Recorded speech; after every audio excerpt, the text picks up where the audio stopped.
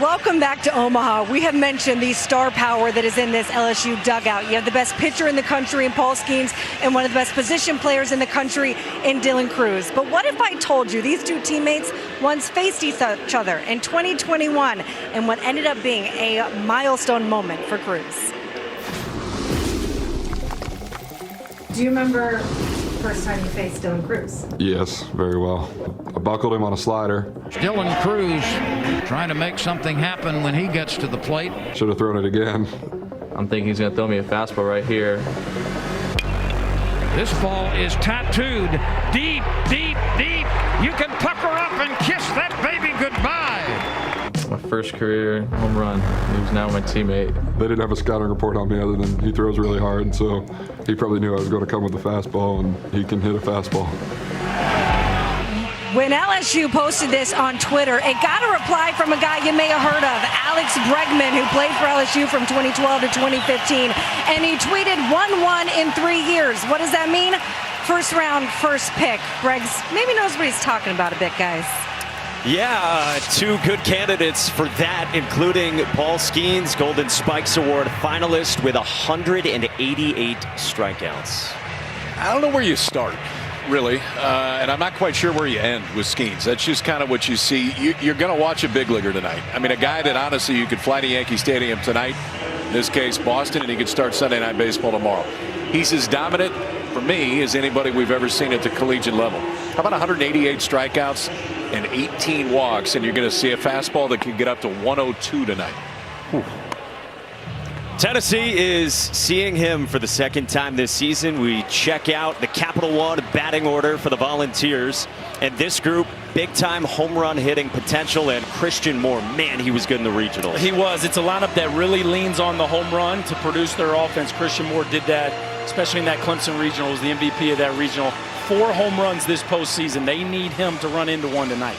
How much do you think that is a strategy that Tennessee is going to carry with them in terms of trying to take some big hacks against Skeens, knowing that he's going to get some strikeouts? I don't know if big hacks is the word, but you have to take your A-plus hack because it's just hard to string hits together, and he doesn't walk people. So a Tennessee offense that's built on hitting the long ball, they're going to have to go up there and not be afraid to punch out some and make sure that over the course of the game they get their best swing off consistently. Oh, here we go. Paul Skeens at LSU against Tennessee. His team squared off at the end of March, beginning of April at Alex Box Stadium. Third SEC weekend. It was 1 versus 10 in the country at the time. Tigers took 2 out of 3, the opener and then game 2 as well. And then Maui Ahuna and Tennessee salvaged game 3 of that series. Get-in price right now to get a ticket, according to Vivid Seats, $154 just to get in the door. Yeah. Well, those empty seats you see, they're not going to be empty very long. They clear the ballpark after the first game today. They're all coming back in, and it would be full really quick.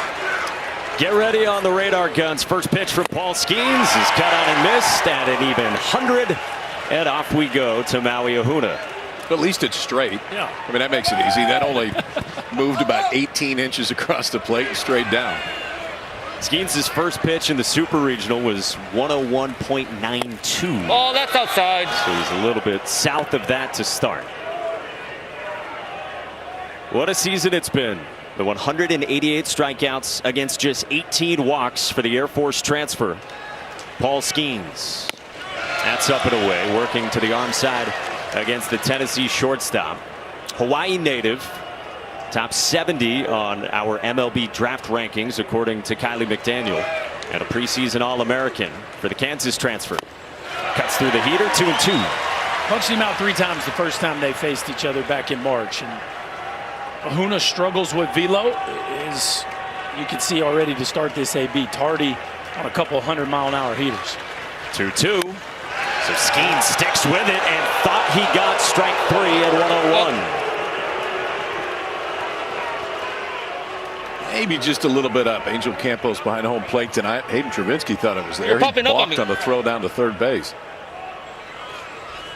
So payoff pitch. All fastballs so far. And that's the one Ahuna can handle. It's a low to high bat path. He needs the ball below his thighs against the velocity of Skeens to have success. Had a chance right there. Hunter Ensley, center fielder, is on deck. Pitch number 7 to Ahuna. And he strikes out on 102. Buckle up, kiddos. This one might be kind of fun. You got a Tennessee who is not going to be intimidated by it. Now, they may get beat, but they're not going to walk into this with the mystique that I think some would when they're facing Skeens. That's 7 straight fastballs, 7 100 or greater. Last one just flipped in there at 102. Now Hunter Ensley, the redshirt sophomore center fielder, looks at the first breaking ball from Paul Skeens, a slider that has been a big part of his story in this sensational season. Ensley has taken over this year in center for Drew Gilbert. It was a first-round pick. That's a slider for a strike. Best pitch in the world. The backup breaking ball. Backup breaking ball. It's the best pitch in the world. The reaction's always the same. Here comes the 1-1 to Ensley. Fastball on the ground to short. Diving stab. Jordan Thompson and not going to get Hunter Ensley. One out infield single. And Tennessee's got a base runner against Paul Skeens. Hensley, one of the guys on this team that does handle velo. A really short, efficient move to the ball. Able to get the barrel there. I think Thompson had a chance if he got the grip the first time, but was unable to make that transfer, and the Vols have an early base runner.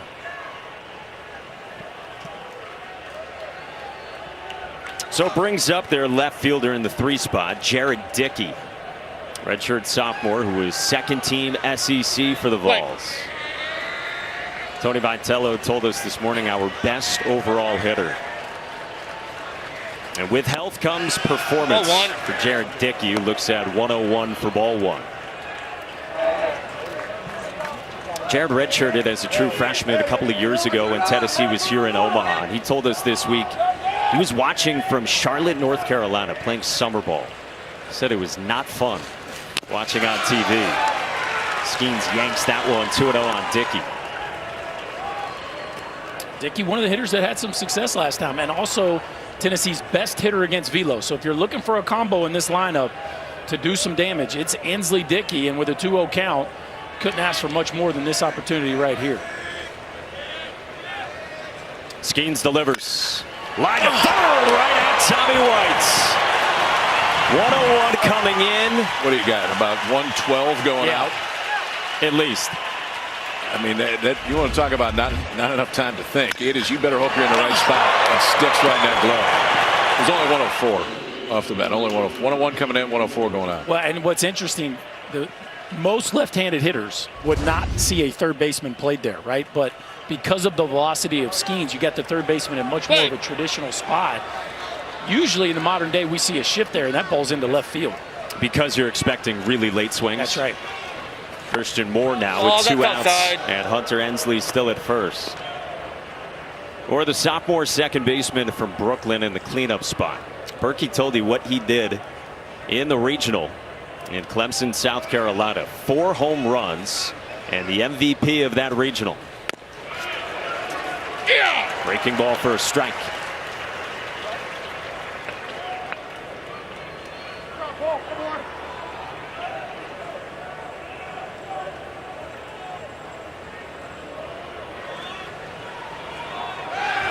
Check on Ensley. Couple barrels early for the Vols has to give that dugout some confidence. Again, they have seen Skeens before, and obviously you get weathered by that Southeastern Conference gauntlet. You see velo. Now, Skeens is a totally different animal. But I think maybe as much as any team in this field, somewhat of a comfort level against a pitcher like Skeens. Yeah, I mean, I think that they've seen plenty of velo in the fall. Yeah, that's right. I mean, when you're rolling out there at fall ball, Tennessee's going 98, 98, 98. So I would agree. Slider away, 3-1 on Christian Moore. So we talk about opportunities against Skeens. You don't get a ton of them. Here is one. You're getting a fastball right here. That's what Tony Vitello said to us today. When you get those opportunities, you cannot miss them. Moore takes a strike at 101 on the black. Tony Vitello said to us, it's like Brett Favre. He's going to give you 3 or 4 interception opportunities. You got to be ready and capitalize. Better not drop it. 2 outs in the top of the first. 3-2 to Moore. Fouled away. That one much more hittable than the previous one, right? The other one knocked the black off the edge of the paint. That one was middle. Moore loves to use the backside of the field. His natural contact point is a little deeper. Because of that, he can struggle against velocity. See if he gets another fastball from Paul Skeens. On his 20th pitch of this first. Strike 3 called. 101 at the knees. 2 more Ks for Paul Skeens. He's got 190 of them. By the time you get in, there could be more. Back in Omaha, let's get you the Capital One batting order for LSU as they come up for the first time against Tennessee. We told you about Dylan Cruz. He's at the top, and like Paul Skeens, Tommy White, a transfer added to LSU this season. 97 ribbies, and obviously he had the good fortune of hitting behind Dylan Cruz all year long. But what an addition. He has been set the all-time freshman home run record last year at NC State, transfers to LSU, and follows it up with another monster season. They face Andrew Lindsey, senior right-hander. And Berkey, you asked Tony Vitello today if you had told him a year ago Andrew Lindsey would be starting your first game in Omaha, what would he have thought? And he said, I wouldn't have even known who he was. And he didn't. I mean, a year ago, Andrew Lindsey was coaching 13-year-olds on the East Coast when this tournament was going on. Wasn't sure if he was going to play again. That has changed and has really fit the role well. When this Tennessee team played at LSU, he was not even in the starting rotation, was still coming out of the bullpen, entered shortly thereafter, has really fit in this game 1 role of a weekend for Tennessee the back half of the season, a big reason why they've ended up where they are. And part of the second best pitching staff in the country in terms of ERA, only behind Wake Forest, who we saw earlier today get that win in comeback fashion against Stanford. Bottom of the first, Lindsey is ready to go against Dylan Cruz. Golden Spikes Award finalist takes down with one of those turbo sinkers we're going to see from Lindsey. He'll show you that, and it'll be good velo too. I mean, he's into the mid-90s, but when it's right, it's got a whole lot of down and moving in towards that right-hander. Oh, that's outside. To Cruz, who is second in the country in OBP at 576. Saw the 434 average, the SEC Player of the Year, only the second 2-time winner, joining Florida's Matt Laporta. 3-0 on Cruz.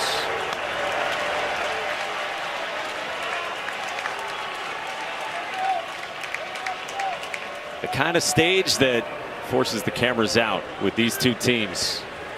SEC foes here in Omaha. That's a strike on the edge. You're not going to see Dylan Cruz chase much. About half as much as a normal Division I player. Just 13% will he go off the edges of the plate. Knows the strike zone as well as anybody in the college game. Grounds this one to short, and Maui Ahuna slipped defensively for the first down for Lindsey. Tennessee sticking with their pitching plan. They've had it this way for a little while now, with Lindsey going in the first games. Of course, they got Chase Dolander, probably going to be a top 10 pick as well, and they keep him slotted in that number 2 role. And Drew Beam may have been better than all of them last weekend against Southern Miss. He slotted into that 3 role, and a closer in Chase Burns that'll come in throwing 100 himself. He hit 102 in the Super Regional, so strap in, folks, on both sides. If you haven't watched these teams, the star power is silly. All 97 RBIs of them for Tommy White in the box. 2-0 on him.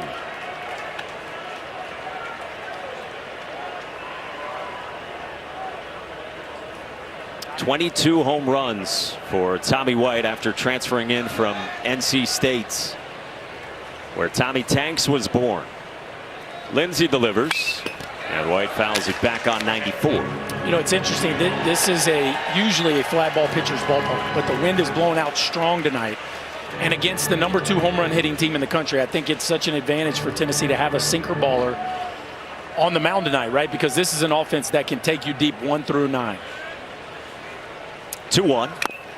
Cut and a miss. It's a little cutter he throws.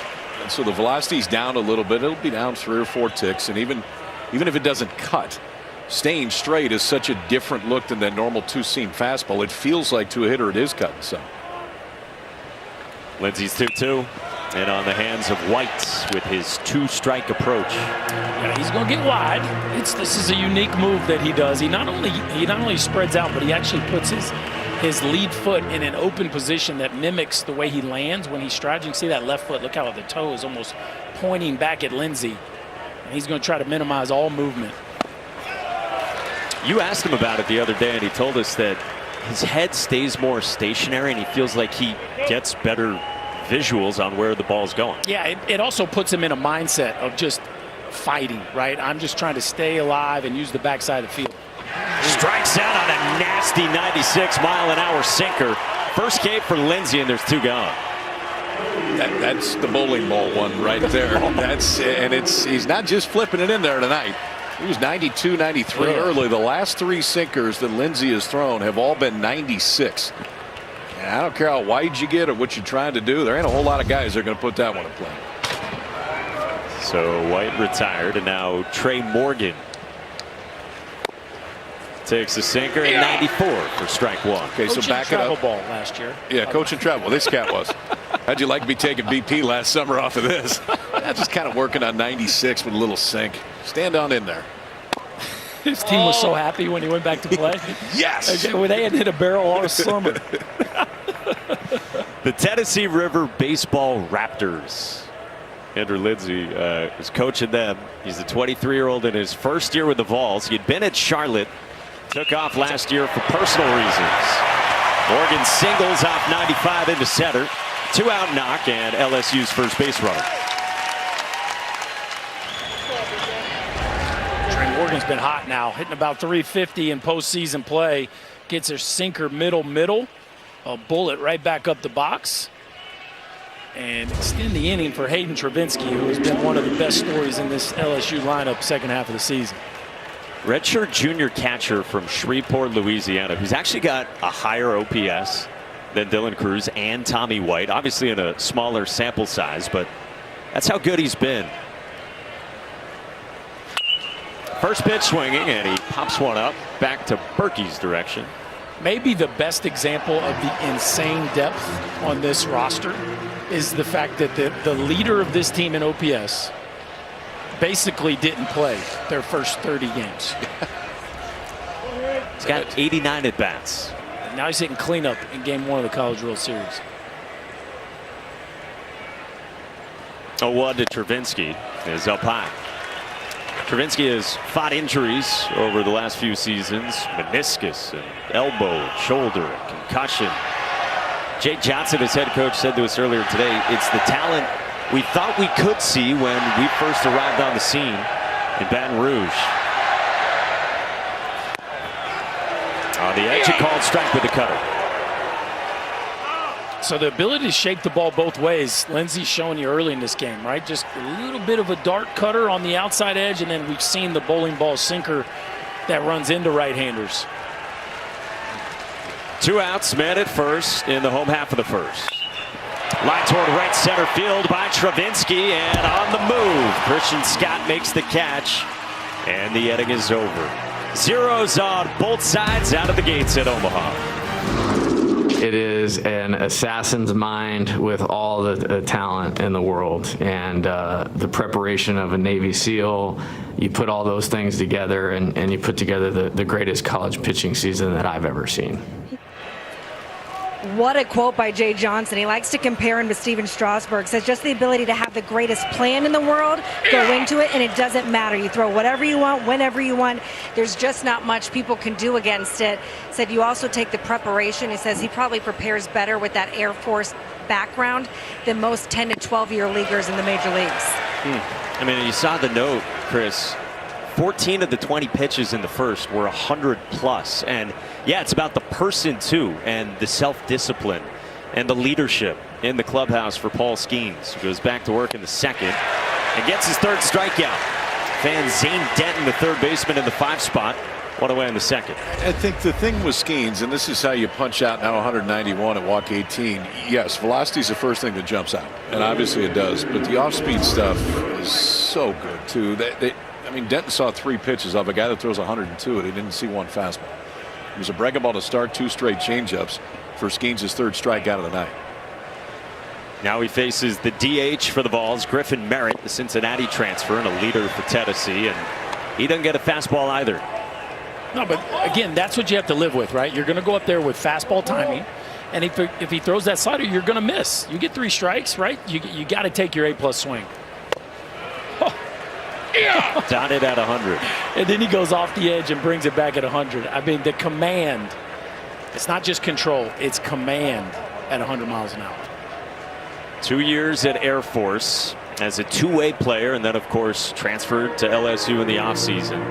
This is about the only thing that'll slow him down. And a beach ball. Yeah. Too, which that's our first one. Yeah. Saturday night. I keep a beach ball count every year. Saturday night feels right. I keep it right on the edge of my book. Yeah. 1. Skeens fastball 100 or more, 15 tonight. Beach ball 1. Breaking ball again for strikeout 4. Merritt goes down via the punch out. 2 gone. He's thrown 1 fastball in the inning. He struck 2 guys out. This is the one. Here's what is so interesting about Skeens. His average fastball velocity this year is up 5 miles an hour. Okay, it's over 98 miles an hour, so it's over 5 over last year. His average slider velocity is actually down 1. He's just reshaped the pitch and changed the way that it is, and the outcome on it has been very different. Here's Blake Burke, power hitting first baseman, takes 100 for strike 1. Blake Burke turned one around in the Super Regionals and hit it 479 feet in Hattiesburg, Mississippi. He's got juice. Swings through a heater, and it's 0-2. The ball Wyatt Langford hit last night, the longest home run in the history of this stadium, went 456 feet. The ball Blake Burke hit in the Super Regionals, 25 feet further or so than that one. That's 479. 0-2. And fouled away. Just to give you a little perspective on how far that ball was hit. I think it would have taken a dot out of his face here if he had hit that one on the scoreboard. Blake Burke just spoiled a would-be immaculate inning. 0-2. Skeens with a back foot breaking ball. Yeah, both these teams can hit the home run. Tennessee 6th in the country in homers, 125 of them. Remember last year hit 158, 4th most in D1 history. And LSU, for its part, 2nd in the country with a $133 this year. Where'd he go? Check swing, and again no swing from Blake Burke. Blake Burke's really been struggling down the stretch, but those are some really good takes. Yeah. That will tell you that, yeah, you got to get ready for the heater, but not cheating so much that he can't lay off a couple breaking balls down and in.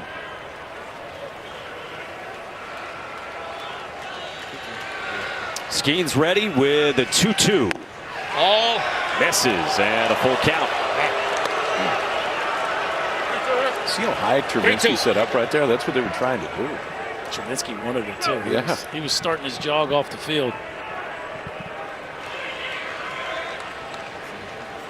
Payoff pitch. Yes.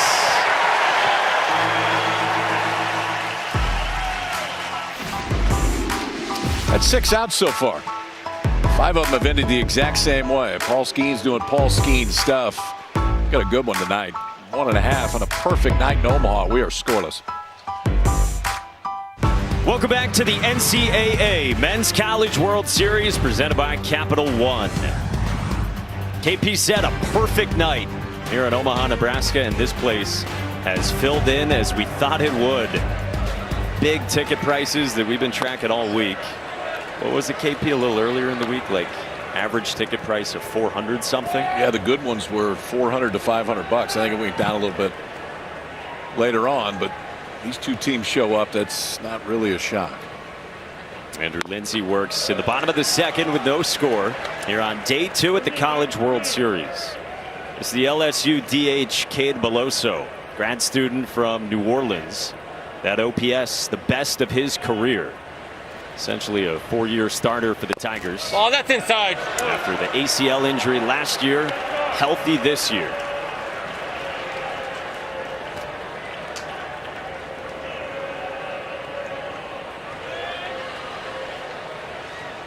Here comes the 3-0. That's a strike on the outside part of the plate.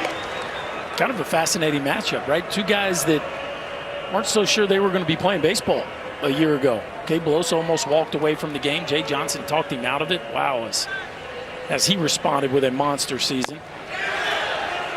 That's a strike, full count. Probably will be his last run, similar to BT Riopelle. Got other plans for his future, but man, he has put together some really big hits for this Tiger team down the stretch. Yeah, Cade was telling us the other day that Jay Johnson said to him right around the time after the ACL injury, the start of last season, I don't know what you have planned for the rest of your life, but I'm not letting you go like this. You got to finish this thing. And here he is back, and along with his head coach in Omaha at the Men's College World Series. Bouncing ball foul. When he comes back, he's got OPS over 1,000. 14 homers. He's hitting right in the middle of the lineup. 3 this postseason. Such a neat story. A kid that loves the purple and gold and making the most out of his last go-around. Fun-loving guy. Waiting on a 3-2 from Lindsey.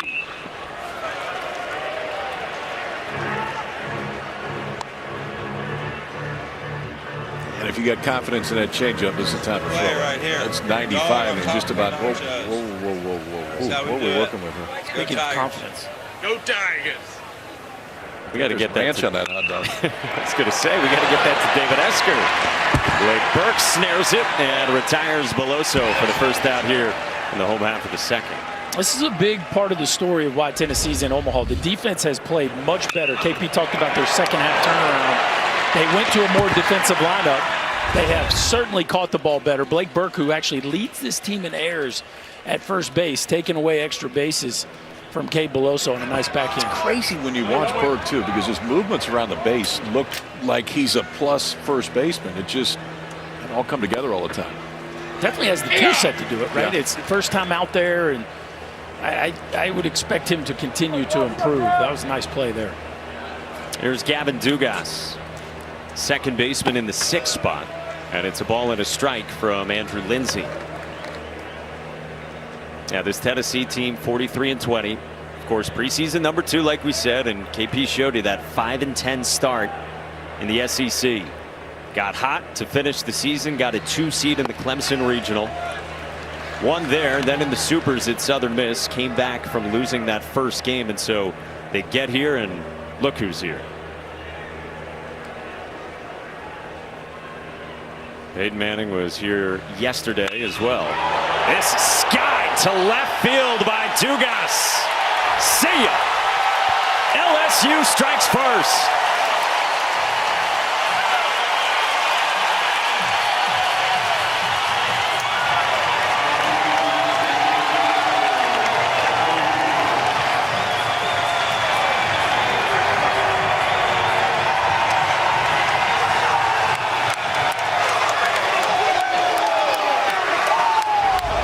They don't give number 8 to just anybody in LSU. They give it to the leader. And Gavin Dugas has been coming up with monster hits for LSU his entire career. How about a hanging sinker that is launched into the left field seats? The Tigers strike first. Fitting that it would come from the guy wearing number 8.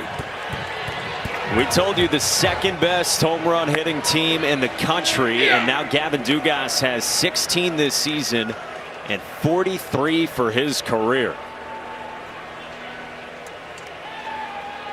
It's 1-0 LSU in the second. Now Braden Jobert with a hot shot, and Lindsey throws him out on the comebacker for out number 2. That was nifty, because that one's getting into center field.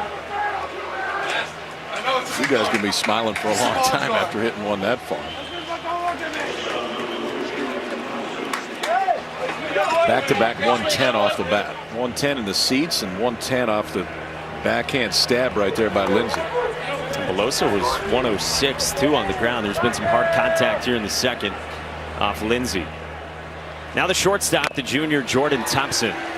Been a 3-year starter, and the defense has improved quite a bit this season for the California native.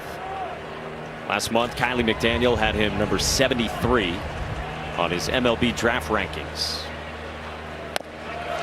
Jay Johnson was saying to us today, I haven't heard a ton on Jordan Thompson on the draft, and I think that means because there's a few teams that probably really like him in a draft class that maybe doesn't have a ton of true shortstops out there. This one popped up foul. Well, there are a bunch of high school middle infielders that are going to go high. I'd say in the college ranks, Jordan Thompson has proven this year that he could stick at shortstop. Last year, definitely some questions about whether or not he could play that position. This year, he's shown range, arm strength, consistency, and power with the bat. Take strike 3 called. Lindsey lands a breaking ball to end the inning, but Gavin Dugas strikes first for LSU. The Tigers got some serious juice in this lineup, and Gavin Dugas has been doing it for years. A launch piece to get the party started for the Tiger faithful. Nice night, boys. This is okay. This is okay. Got a home run, some good pitching on both sides. We go to the third. Paul Skeens back to work.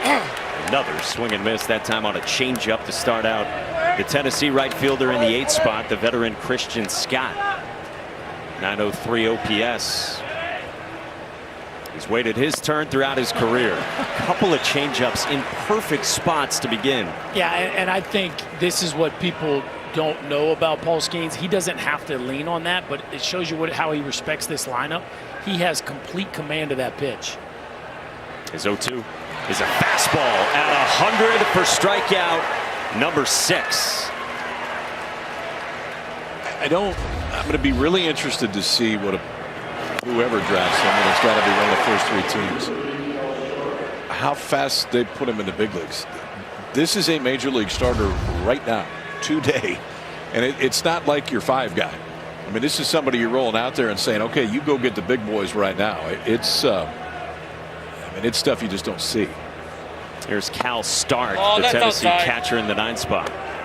99. First fastball. The first 20 fastballs of the game were 100 miles an hour. What's wrong? Just 99? Let's get a mound visit. 1-0. Riding it on the hands, back to 100. All right, now we go. Yeah, yes. Yeah, that's what Dylan Cruz said after Paul Skeens starting the Super Regionals. He said, I don't think that kid should be here. I think he should be pitching for a major league team right now. Breaking ball down and away. Our Kylie McDaniel wrote last month that Skeens is the best draft pitching prospect since Garrett Cole a dozen years ago. 2-1, and Stark bounces it foul. I think that's a great call. This pure stuff, I think, checks similar boxes. I don't remember Cole's changeup. He didn't throw it a whole lot. But that's where I would probably put Skeens just a click higher. The other thing I'd put a click higher is the control. I mean, the supreme control that comes with that, with a 101 mile an hour fastball. He just doesn't walk anybody. Has been in some full counts, worked by Tennessee hitters the first time through.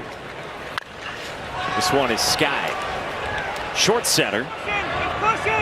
Thompson calls for it, and on the back pedal, the shortstop makes the catch for out number 2. Half dozen Ks, KP. All right, 6 up. 5 to 6 swing.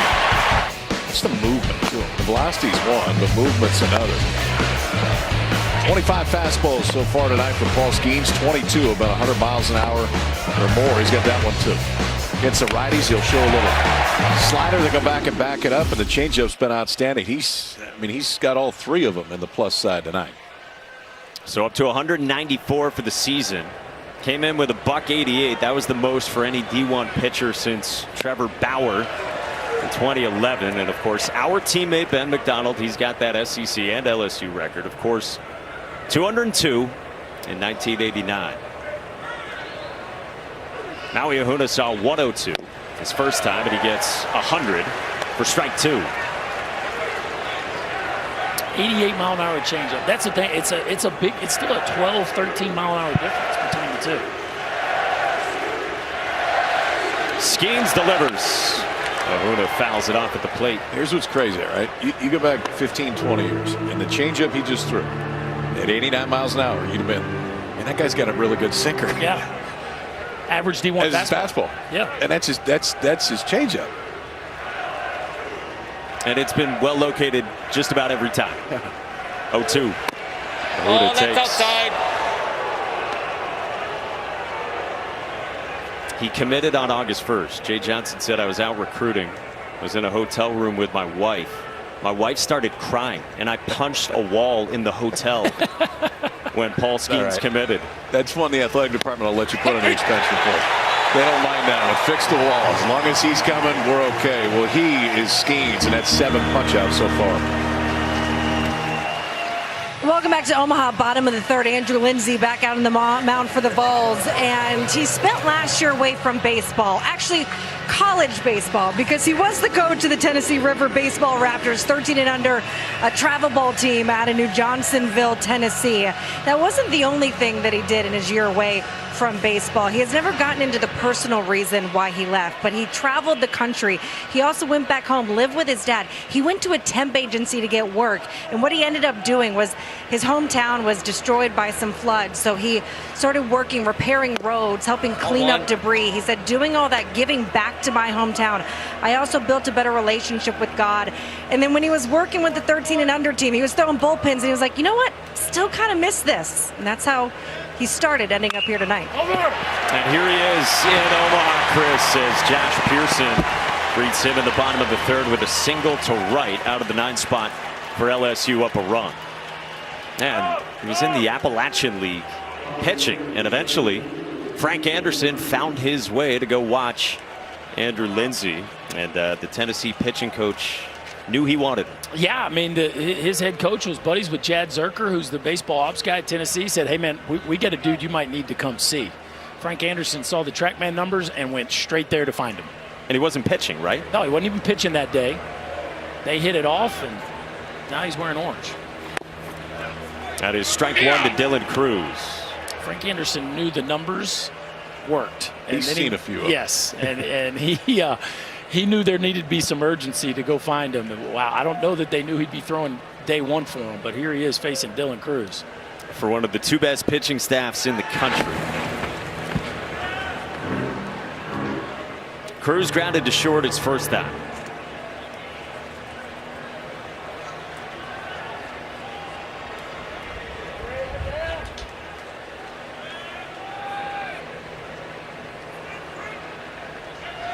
He loved the line you had with Dylan Cruz. You asked him, hey, is this kind of the cherry on top for your career? You're checking that box of getting to Omaha. He said, no, it's the whipped cream, because the cherry on top is winning it all. I think he's such a great story and ambassador for the college game, because he could have taken his millions and gone to play pro ball. And he'd probably be in the big leagues right now. But he chose college baseball. He's been a star, the National Freshman of the Year, the 2-time SEC Player of the Year, a Golden Spikes finalist. Now here he is in Omaha with a chance to win a College World Series, and he's going to get to the big leagues. That'll wait, but you only get this opportunity once. His career has been incredible to watch. Playing here for the first time. Bounces this one to right side, past Burke into right field. Pearson stops at second. Back-to-back singles to begin the third for LSU. One of the reasons his plate discipline has been so incredible all year is because of the way he lets the ball travel. Look at him. This ball gets deep. They're trying to go in. They miss out over the plate. The contact point is inside the front foot, so it's a bullet to the backside of the field. 108-mile-an-hour rocket into right field, and the Tigers got 2 on with nobody out here in the third. And one of the best RBI guys in America up to bat. And Tommy White, who struck out on 96. Nasty sinker the first time from Andrew Lindsay. And a bind here in the third. First pitch. And Tommy White takes ball 1. Tennessee wanted that one. Don't blame him.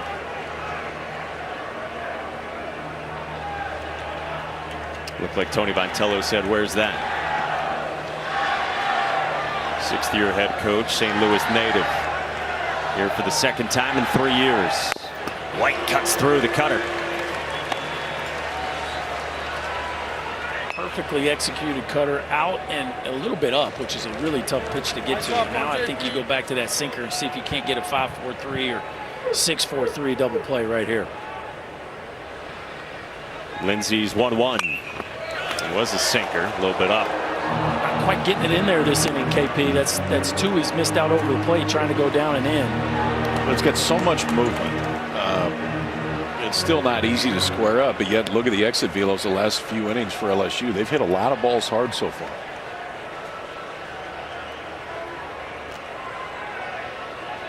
Pearson and Cruz aboard. Lindsey's 1-2. Ball, that's outside. Tried to elevate. And that's the plan against White. He will chase up. He did this quite a bit in the regionals. Paul Skeens watches on. He'd like a few more runs for comfort. Probably like a bat. Could probably hit. Jay Johnson said he might be able to hit 20 home runs. Former catcher as well at Air Force. That is a sinker, and Lindsey has to settle for one. Second and third, one down. He got that one in there. Well, that's twice. I mean, he struck out Tommy White the first time on the two-seamer that came in under his hands, and look at this thing take off. That is, just pull that barrel in as fast as you possibly can.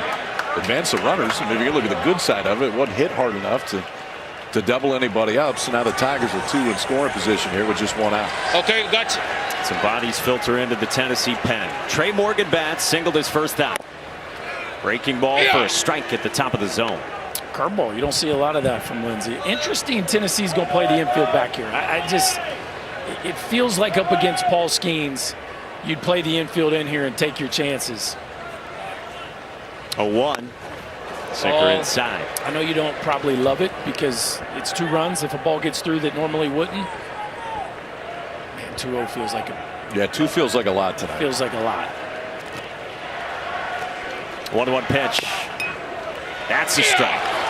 Feels like the high breaking ball is getting called in this zone tonight. Well, I think it's the one that never used to get called. Yeah.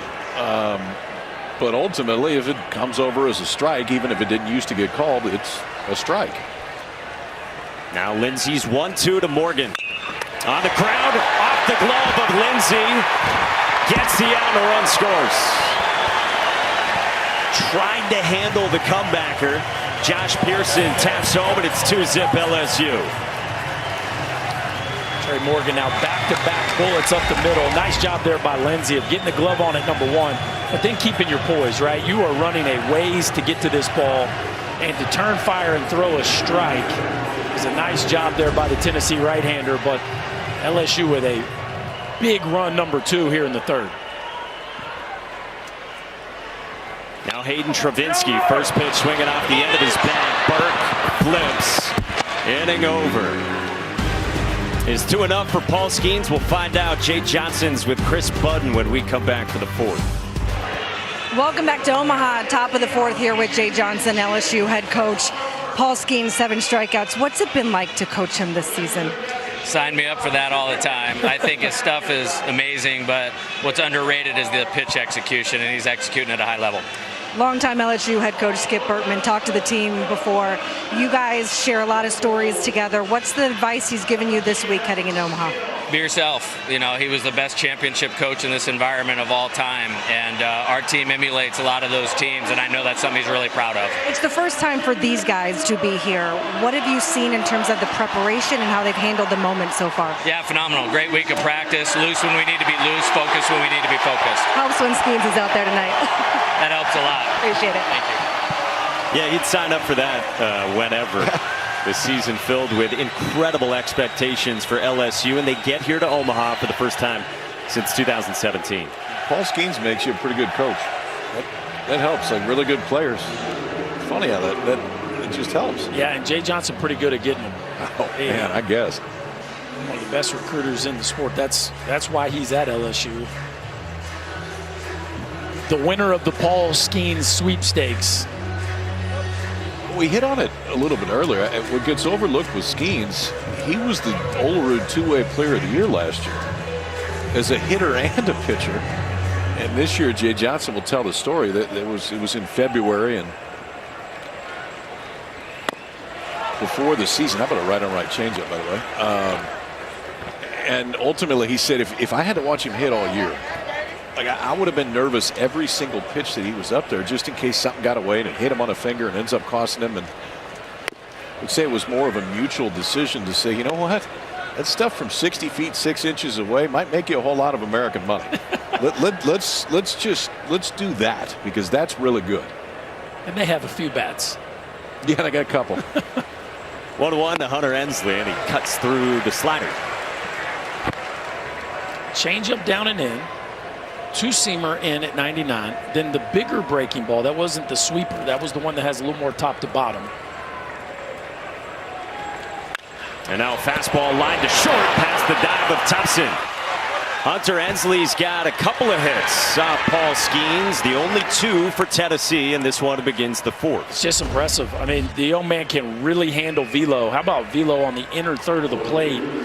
Does a really nice job of keeping his arms connected to his torso.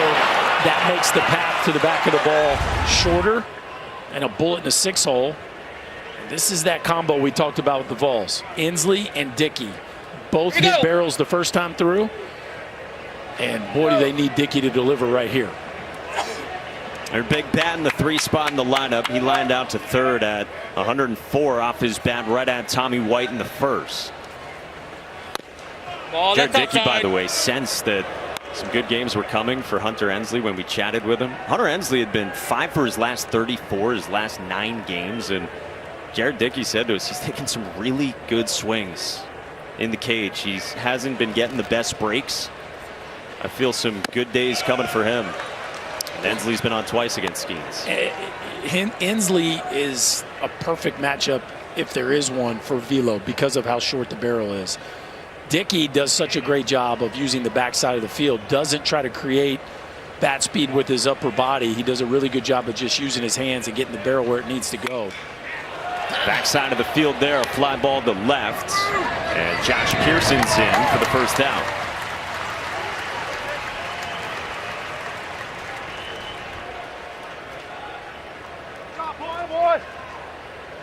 Second time through for this Tennessee lineup here in the 4th.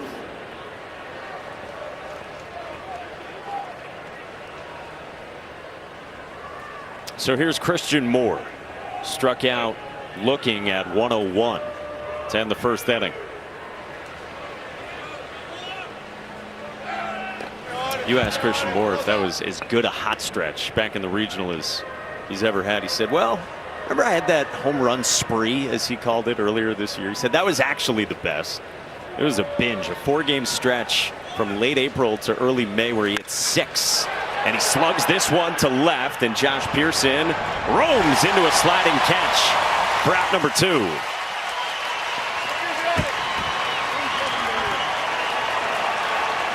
KP, we've seen it before here. Left field in Omaha can be very tough this time of night, and Josh Pearson had to not only battle the sun, but then a ball that was hit off the end of the bat and kind of sinking down and away from him, and that is not an easy play. Well, and it was a changeup, and so it got just off the end of the bat. And I think for Pearson, it's understandable. When you see the ball come off at that trajectory off the bat of Moore, you think that one's going to go pretty deep. But with the changeup, he was just out in front of it enough, and it just missed the barrel.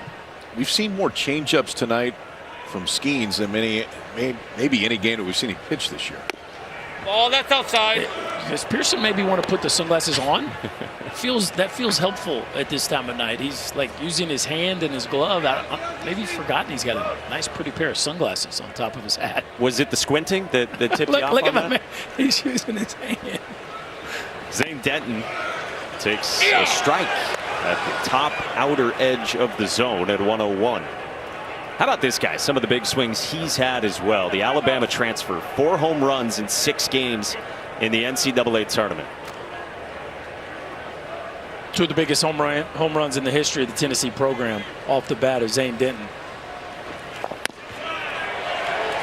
Skeens lands with his footing. He's shaking his head, fixing that landing spot. It was a strike. Down to their last strike against Clemson, a 3-run homer in the 9th. Out of the stadium. Out of the stadium.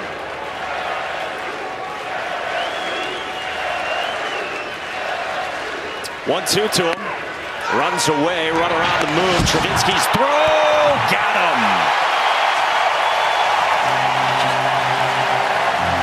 Travinski cuts down Hunter Ensley to close out the top of the fourth. The emergence of Hayden Travinski this year, and we talk about it offensively, but man, can he do this too? Maybe caught him a little bit by surprise. Ensley trying to steal one right there. Travinski cuts him down. On Sunday, the Yankees are at Fenway Park for this weekend series finale. Game 1 went to Boston, led by Justin Turner. Yesterday, Game 2 postponed until tomorrow afternoon. Baseball tonight, Sunday night countdown at 6. Then Yankees Red Sox at 7 Eastern. Ball. Here on ESPN and the ESPN app. The boys made their flight today too. Did they? They were a little jumpy. Yeah, they were. 6:05 wheels up, and the sun delay got him for about an hour, but he scooted on down the road. Sun delay? Did I hear that correctly? He did. All rejoice when you make the flights. Father's Day tomorrow, of course. It's a good onesie. 2-0 to Cade Beloso is a strike from Andrew Lindsay. KP has one of those. Yep. Mine's like a 44 ski. 2-1. Cut and a miss. Good hook. Lindsey getting into his bag here a little bit, shaping that breaking ball, the bigger curve ball as opposed to that shorter cutter that we've seen mostly from him. Is 2-2. Over. Bounce to first and foul. I'll tell you what, whoever gets Lindsey in pro ball is going to have a lot of fun because the metrics are going to show you a lot of different things you can do with it. I mean, we saw that the big top to bottom breaking ball, which is rare for a guy that throws a real sinker. Usually it's a slider that comes behind it. He's got a decent little changeup. But that two-seamer can be special. Hey, strike 3 called. Let's take a look at the last time Gavin Dugas strolled to the dish. How about a hanging sinker? And sinkers that don't sink go in the upper tank, KP. 35-degree launch, 110 exit velo, 412 feet for the Tiger veteran. That was the first run on the board. A loud swing of the bat from Gavin Dugas. They added another in the third. It's 2-0, and now he goes first pitch swinging and fouls it away. We have had some loud contact here. How about Wyatt Langford last night for Florida? 456 feet, the longest home run ever tracked in this ballpark. Well, it feels that because of how talented the field is, we would get the longest home run ever hit this week, right? Probably the fastest pitch ever thrown here. I mean, that's the kind of talent that's going to be on display throughout the course of this event. We're on day 2. Yeah. There's more to come. I was talking with Kylie today, Kylie McDaniel. He said something interesting that I hadn't heard yet, that the level of talent at the College World Series, maybe every year it's going to be more like this because of the portal and because of NIL. And because the draft is shorter, right? The college game is bigger and brighter than it's ever been. I mean, when you get a guy like Dylan Cruz that says no to the draft and then has the career path that he's had, I think that only helps other younger stars consider bypassing the draft at 19 and choosing this experience. 3-1. Ball 4. Is outside in a 5-pitch walk. If you missed it, this is Wyatt Langford, projected top 5 pick in the draft in a few weeks, and he did this to tie the game in the comeback for Florida. Down a run? You were chuckling. If you added sound to this and you heard it when it was about halfway out of this ballpark, you had a chuckle like. I mean, what do you do when a guy hits the concession stand at a place that it used to be a big deal to scrape it over the wall? You giggle a little bit, especially when you like homers. Audible laughter. Yeah. Budden said she's planning to go out there tomorrow and maybe have a snow cone where it landed. Braden Joe Bear takes a breaking ball for strike 1. I know Ben's watching, and so for our friends in Louisiana, I know you think it's a snowball. It's not. It's a snow cone. That's what it is. But Ben always corrects me and says it's a snowball, but he's incorrect. Slice foul, 0-2. Yep. Yep. I think we're all in agreement on that. Thank you. Not shaved ice. No. They put it in a cone. They should. It's a if shaved they don't, ice cone. they should be shut down. Rule with an iron fist at the Chuck. Good to hear Big Ben's okay and to see him on the airwaves today. He's a gamer. He is. Hurt, not injured. Oh, I mean, when you're 6'13", the signs are, I mean, they attack you in a little bit different way when you're running. Lindsey's ready with an 0-2. Line pass Burke. More hard contact from Braden Jobert. And Dugas first to third. The throw to second does not get him. It's a double into right. And second and third for LSU.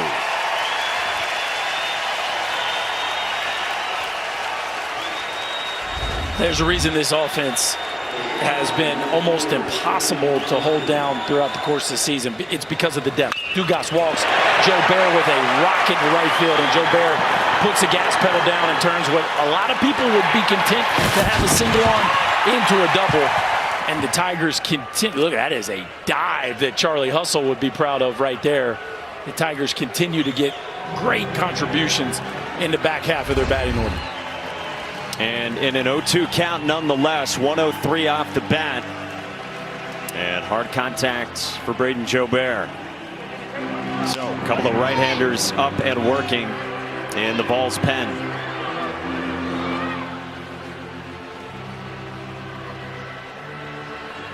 And now let's see how they play it, right? You got Jordan Thompson up, down by 2 already. Again, that same situation we talked about last inning where it's second and third with 1 out.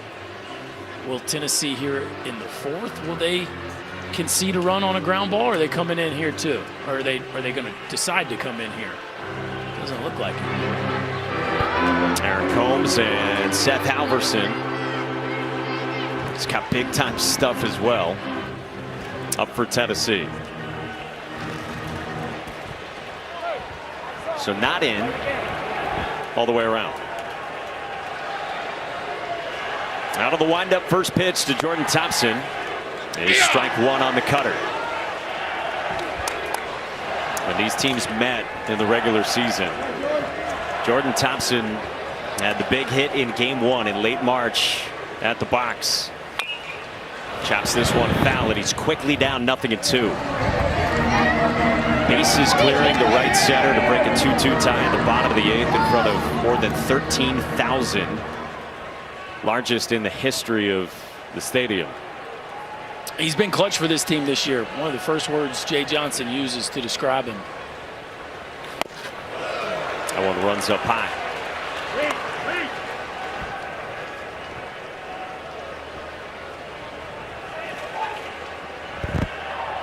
Andrew Lindsey trying to bear down. They brought him in to be the closer.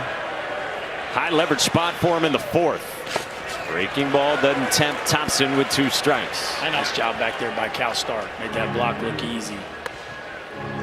Soften that chest protector. Angle your body back towards home plate. And give your right-hander some trust to bury the next breaking ball.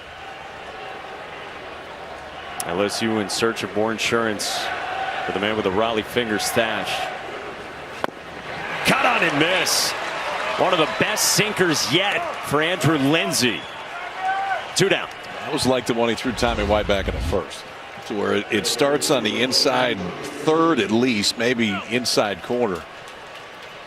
And then watch the down on that thing. It gyros pretty good. You see that spin when it's coming in, those 2-seamers going sideways, and that's when gravity acts on that and just pushes it further down. But that will be the last pitch of the night for Andrew Lindsey, who goes 3 2/3 and departs with a steely gaze at his head coach, who goes to the bullpen. Aaron Combs comes on when we come back in the 4th in Omaha. We talked about the sinker today for Andrew Lindsey, and it was really good. So was his cutter. Cutter a few times, that guys are so worried about that 2-seamer coming back in. So the cutter got some swing and miss, but here's what happened when that sinker didn't quite get where he wanted to. This ball was hammered out to left. Gavin Dugas home run, and then Dylan Cruz goes backside on the sinker that catches a little bit too much. I don't know that I don't know that the numbers necessarily match the stuff. The stuff was really good. The approach from LSU was outstanding today because the amount of hard contact in 3 2/3 inning against a guy that's got a chance to pitch in the big leagues, pretty impressive. All right, so lefty batter now in Josh Pearson and Berkey. They go to Aaron Combs, the right-hander. Yeah, they like his changeup. This is a move they went to in the Super Regional as well, and so it's kind of an upshoot fastball. The velo's not electric, but he'll work that fastball to the top of the zone and then pair it with the changeup to the bottom. Pearson's got an .863 OPS this year against righties, and it's a breaking ball on the back door to start for strike one. Combs, the redshirt sophomore from Sarasota, Florida, in his first year at Tennessee. Opponents hitting just 189 against him.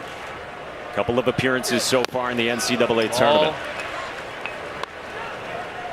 Now at his third school in 3 years, started his career at Coastal Carolina, but missed the entire year due to injury, took a medical redshirt, and then went to junior college at Florida.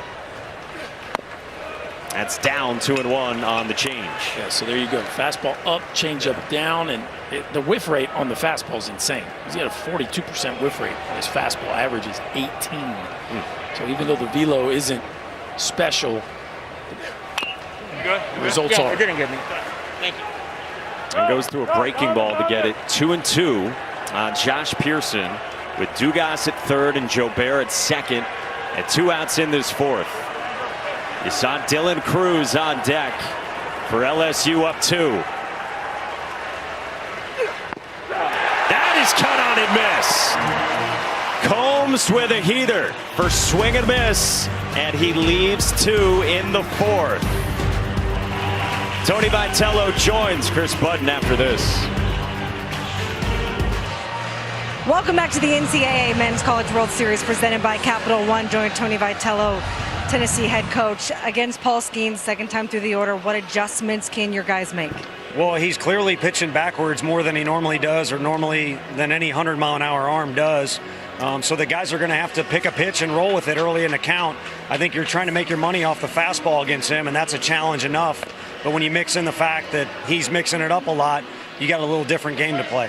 Your team as a whole, after the heartbreak of last year, what about this team, the makeup, the character was built to get to Omaha? A lot of new faces. There's a little bit of bitterness or extra motivation built in for some of these guys. But some guys came into the program as freshmen or first-year guys, JUCO guys like Combsy right there, and they're like every other kid. They dream of getting here, but you can't do that early in the year. I think our guys thought they could.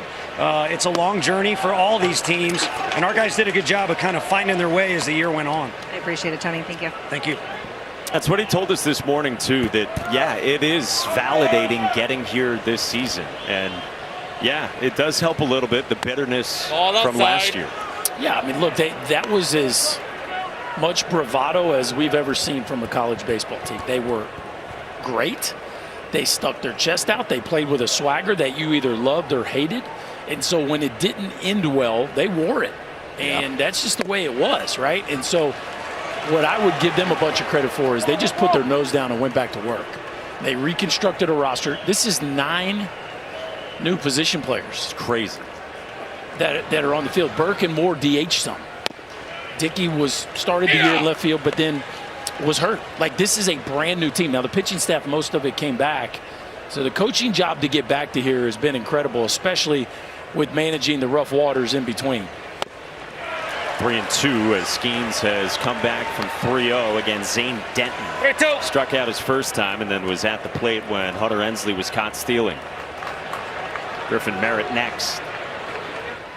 Payoff pitch on foul. Yeah, that losing stretch to start the year, more losses than they expected as the preseason number 2. Christian Moore told us it felt like a dark cloud over us for a good bit of time this season. We kept saying we came together to get here. Strike 3 called. 100 on the black and a smirk from Paul Skeens, his 8th K.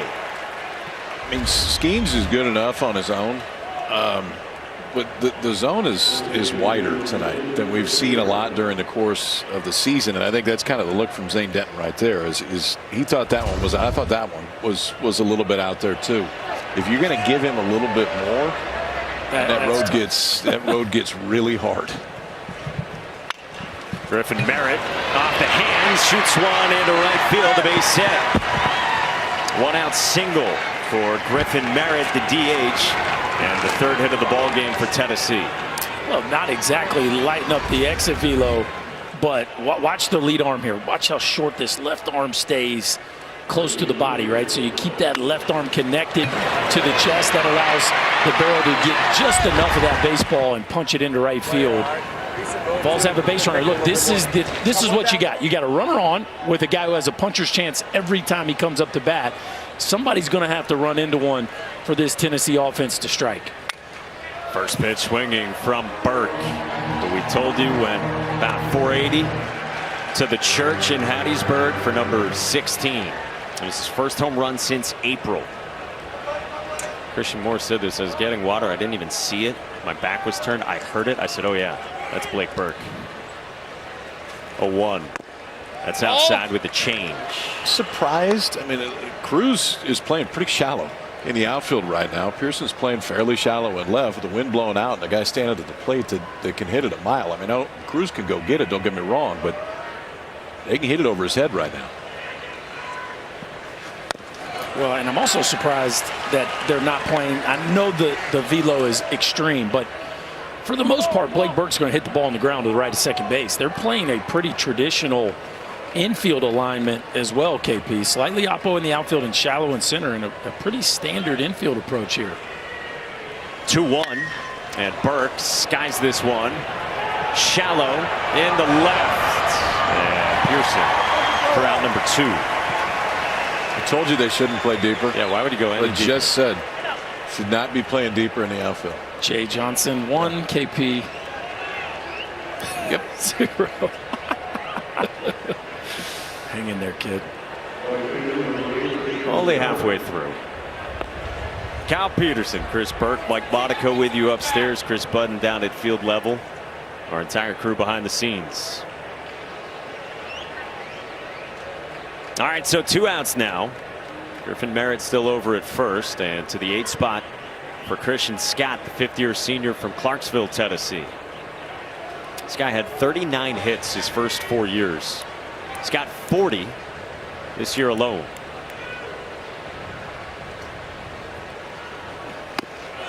Tony Vitello told us this morning, I'm so happy for Scott. He gets to play now every day. He's really come along as a leader and isn't trying to take the world by storm, which maybe he was doing at the beginning of this season. Yeah, early part of that story was they had a lot of guys fighting for time.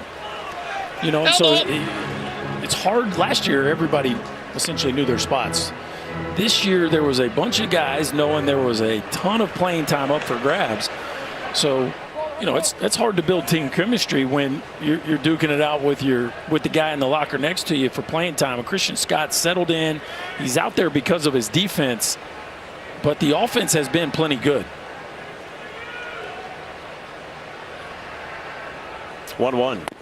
Oh, that's Tony outside. Vitello said about the defense, we can't have arms frustrated by guys not making plays behind him because the pitching staff is that good and that talented. Yeah, they have been. I mean, by the numbers, probably the 2nd best pitching staff in the country behind only Wake Forest.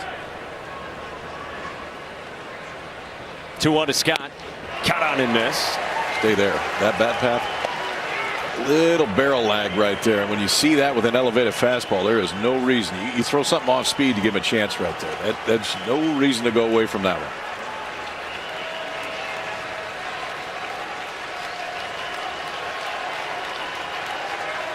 Skeens 2-2. Caught on and missed. 109 Ks in 5 shutout for Paul Skeens. LSU fans saying that tonight. So number 1 got the win against Stanford in comeback fashion, and well, we've had comebacks and we've had 1-run games so far in these first couple of days at the Men's College World Series.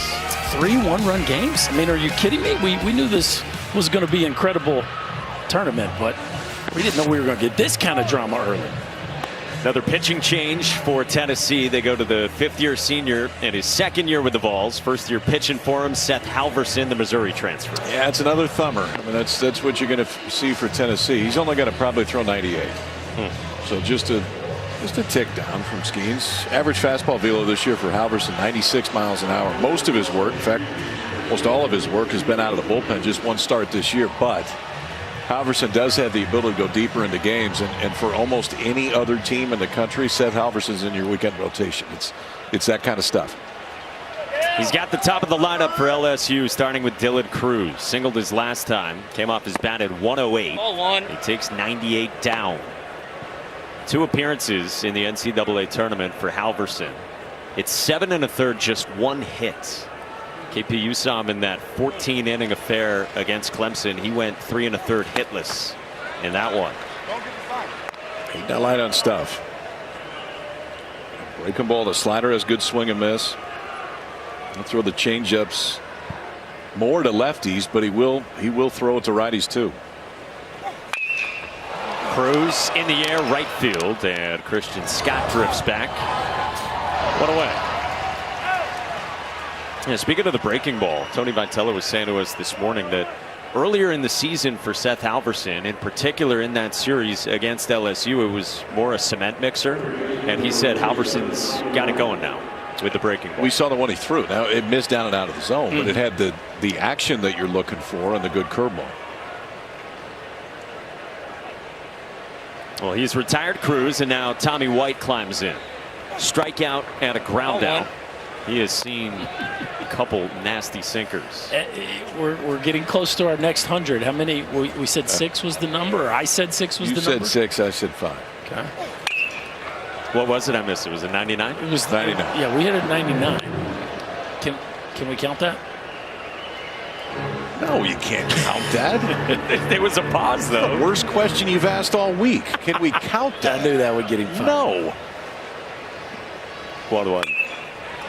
If you weren't with us last night, these two brilliant baseball minds. Oh, what's that? Is Scott Gustafson, producer, says clowns is actually the noun. He's called us worse. That's true. Put a wager on how many guys will hit 100 plus here in Omaha. One said 6, one said 5. White bounces it to short at Maui Ahuna. 2 down. And so we are keeping track. This is pilot Tom Williams with the drone. Bring it on in. What do you say, Tommy? That a kid, Tommy. Attaboy T. What a look. Wow. Look at this place. We have not seen a day like day one yesterday for a first day at the Men's College World Series. No, two lasted-back comebacks. I mean, the drama was, couldn't have scripted it any better. Ball and a strike on Trey Morgan, first baseman for LSU. Single to center, and then an RBI ground out comebacker that he hit hard at Vol starter Andrew Lindsay. Ball down. Changeup is gnarly. How good? Taking over right side. Opponents hitting a $199 coming in against Seth Halverson. 2-2. Close. Don't give me that look. I mean, it's math is math. I'm sorry. 99 is awesome, but it's still not 100. Not 100. Halverson nods and is 2-2. Ball, that's outside. Yes, misses outside. A full count.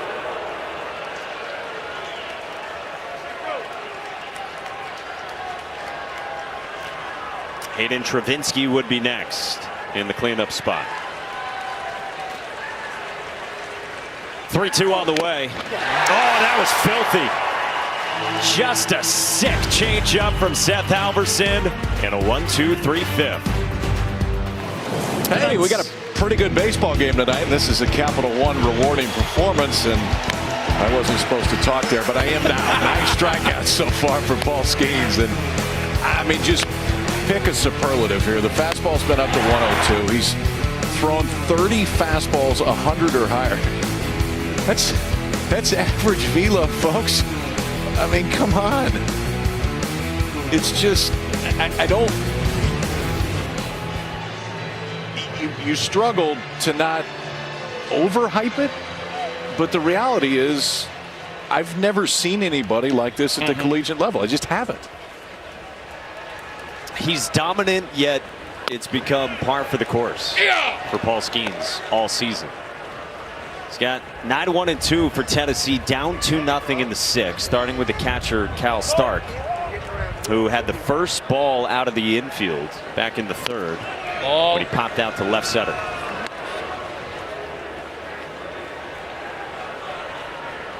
And then it's also the person that Paul Skeens is as well. And Jay Johnson has raved about the impact he's made in that regard. Oh, that's outside. We were talking with Cade Beloso this week.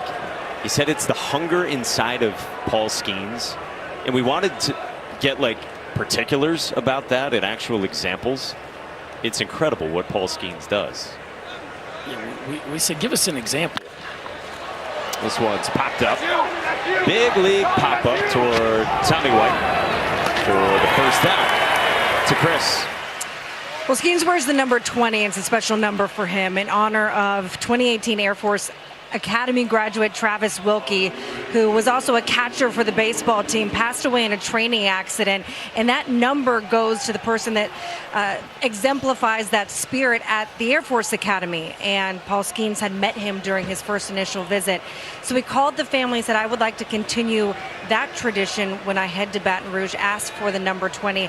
When you talk to him about his time at Air Force, he gets very emotional knowing that it was a hard decision for him to leave. He said, listen, what I do every day, I throw a baseball. Some of those guys that I train with, they might not be here a couple of years from now. And it's also why he wants to go back, be a part of the military when he's eventually done with his baseball career.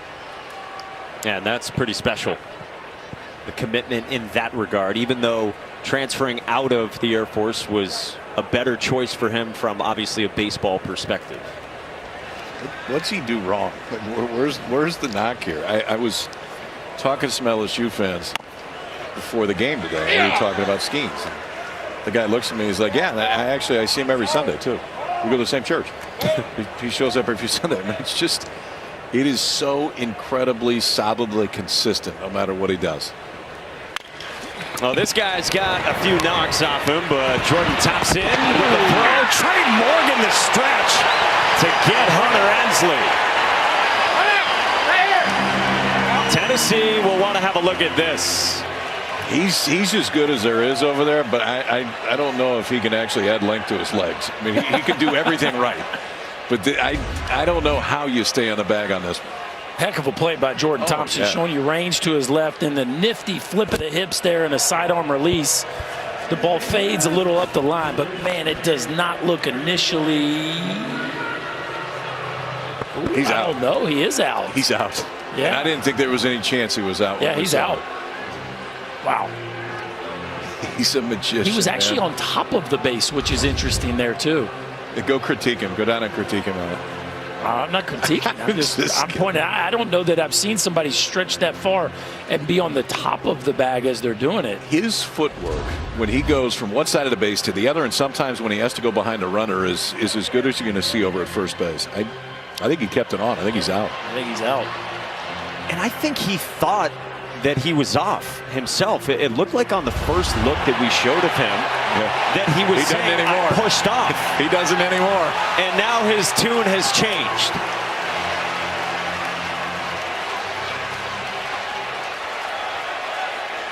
And nobody loves that more than the infielders, right? Yeah. Tommy White, Jordan Thompson are freaking out the most about it because they get the benefit.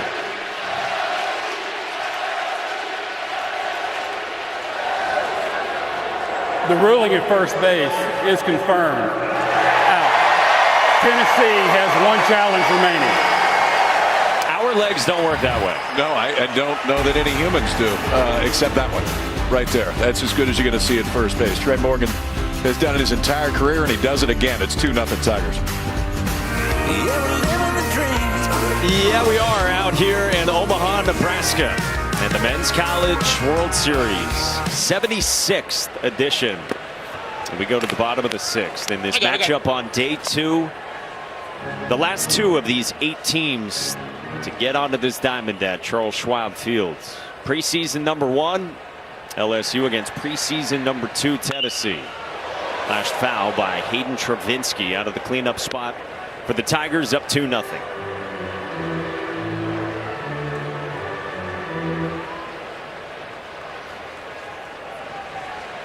Seth Halverson deals, and this is down with a breaking ball, 2-1. Boy, he looked good in the 5th inning for Tennessee. His 2-1 in the air foul. Fastball up to 99, swing and miss changeup at 87, 88, a big breaking ball 81, 82. So you want to play in the SEC, huh? Like this is what you're getting out of the bullpen. So get to the cage, youngsters. Is that diving changeup at 88. We were talking in break. If you were a scout 20 years ago and you had come to the game and you saw Halverson's last inning, you would turn in a report Ball 4 that said this guy should go top 10 overall. Because it was 99 with a wipeout changeup and a really good breaking ball, and he came out of the bullpen in the 4th inning, 6th inning, whatever it was, 5th. Split the difference. Yeah, he's a 5th-year senior out of the pen on one of the best pitching staffs in the entire country. Play. Does issue the leadoff walk to Hayden Travinski, and now here's Cade Beloso. Ground out to first, strikeout looking. And 0-1 on the breaking ball.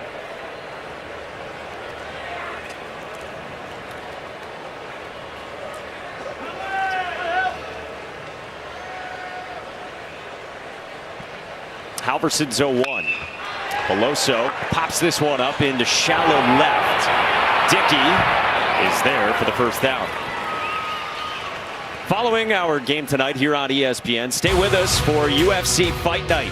Middleweights, number 3, Marvin Vettori, and number 4, Jared Cannonier battle it out at the Apex in Las Vegas. UFC Fight Night coming up next here on ESPN. You were doing our Capital One read earlier. Yeah. Any interest in that one next time? No, I mean, I knocked the first one out. I don't know why we'd stop there. Yeah, it's my bad. Apology accepted. Cut and the miss. 1 out, 1 on for Gavin Dugas, who's homered and walked. Berkey, you do many promo reads ever? I'll sneak one in from time to time. You ever done one accidentally? No. I've seen a guy do it once. Wild pitch, kicks away from Cal Stark, trying to locate it.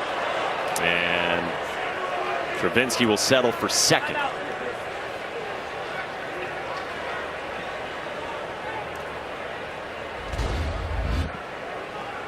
What we got here? Uh-oh. Careful. Not done yet.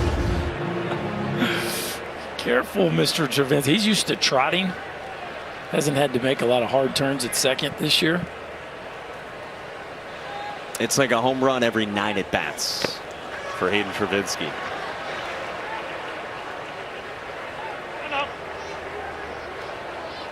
Yeah, somewhere along the course of this season, Hayden Travinski turned into Mike Piazza 2.0. I mean, the facial hair, the flow, size-wise, it's very similar. 2-1. Breaking ball for a strike to Dugas. Good pitch.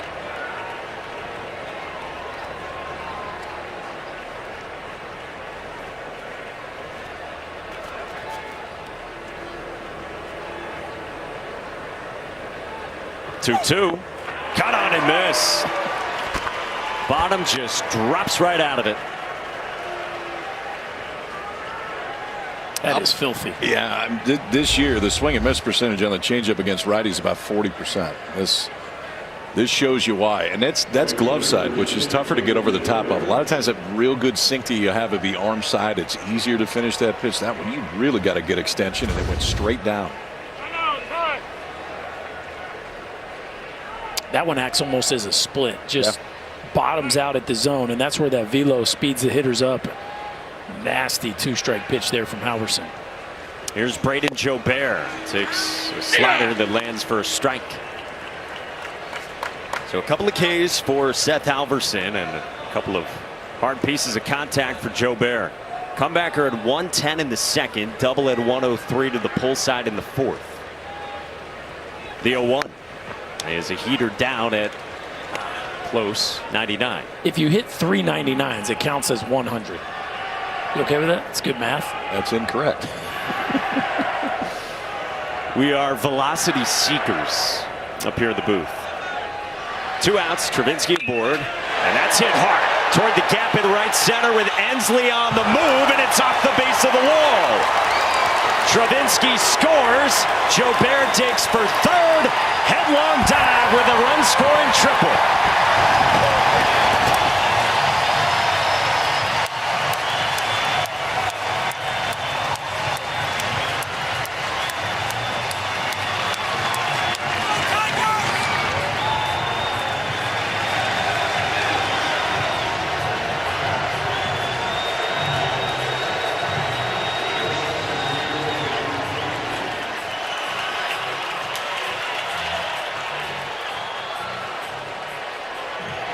LSU had been 0 for 6 with 3 strikeouts with runners in scoring position, and guess who comes through again for him with another ball just tagged. How about put on a laser show, Mr. Joe Bear? I mean, it has been a missile fest from the start for him. A rocket up the middle, a bullet for a double, now a triple that just dented the center field wall. This is a hot shot off the glove of Ahuna, and it's 4-0. LSU in the 6th.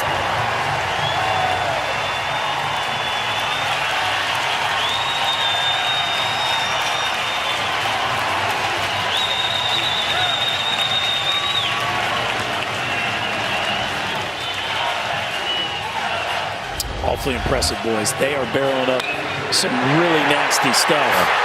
A rocket to the backhand of Maui Ahuna hit so hard it just doesn't stay in the glove at 103 miles an hour, and that is just back-to-back barrels for this talented and deep LSU lineup that continues to impress here in the back half.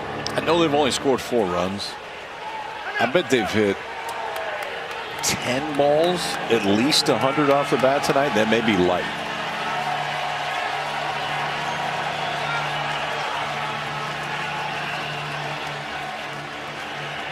Tony Vitello points to the pen with Josh Pearson at the plate. And a 4 spot up there for LSU with a couple of runs here in this 6th. Tigers up on Tennessee. Jay Johnson said this week he thought his LSU team was playing the best baseball it has all season. And the Tigers here in the 6th in their first game in Omaha this year, in their first trip back in 6 years, with a couple more runs.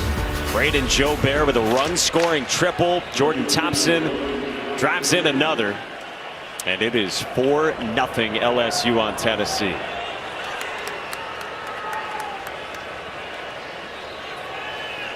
Kirby Connell comes in for Tennessee to go left on left with Josh Pearson, with a man aboard and 2 outs.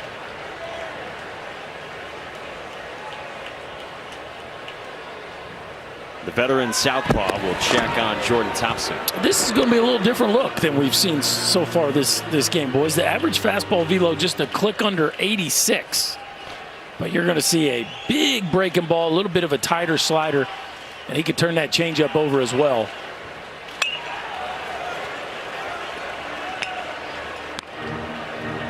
Bullpen's been so good for Tennessee in the NCAA tournament, and only given up just a couple of runs in the half-dozen games in these last few weeks. Now, foul, nothing in 2. The Tennessee fan base has nicknamed Kirby Connell Volley Fingers because of that classic mustache he's featuring. Now, Skeens has still got a ways to go to get there. Yeah, it's not even close, no. With all due respect to Paul Skeens. By the way, when we asked him about his curl that we saw him twirling himself here in the dugout a few innings ago, he said just started it like 3 or 4 days ago. Yeah, he needs to try harder, KP. It's not there yet. It's not to that level. Look at that piece of art. Bounce to first, and Burke with a mishandle, but a recovery. Special delivery to the bag for Blake Burke. Connell, volley fingers, does his job, but it's LSU up 4-0 through 6. They struck first, and they've added 3 more since. 4-0 is the Tigers' margin, and they got Paul Skeens on the bump. Now second all-time alone in SEC history with 197 strikeouts, 9 of them tonight. 5 away. 5 away from Big Ben's record. 3, 4, and 5 in the Vols lineup. And ball 1 to Jared Dickey. Line out to third, fly out to left for Dickey out of the 3 spot.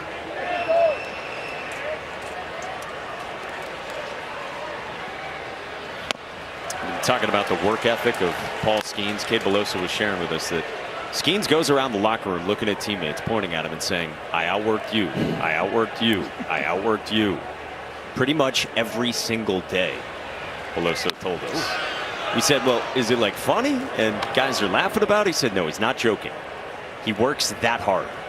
But it is still kind of funny. Yeah, like, it's funny, but it's true, and Skeens can pull it off because he's just that kind of dude. This slice to left, and Josh Pearson runs it down for the first out of the 7th. Boy, Jared Dickey's got to be scratching his head here a little bit. The Tigers have had him played perfectly. A rocket to Tommy White to start his day.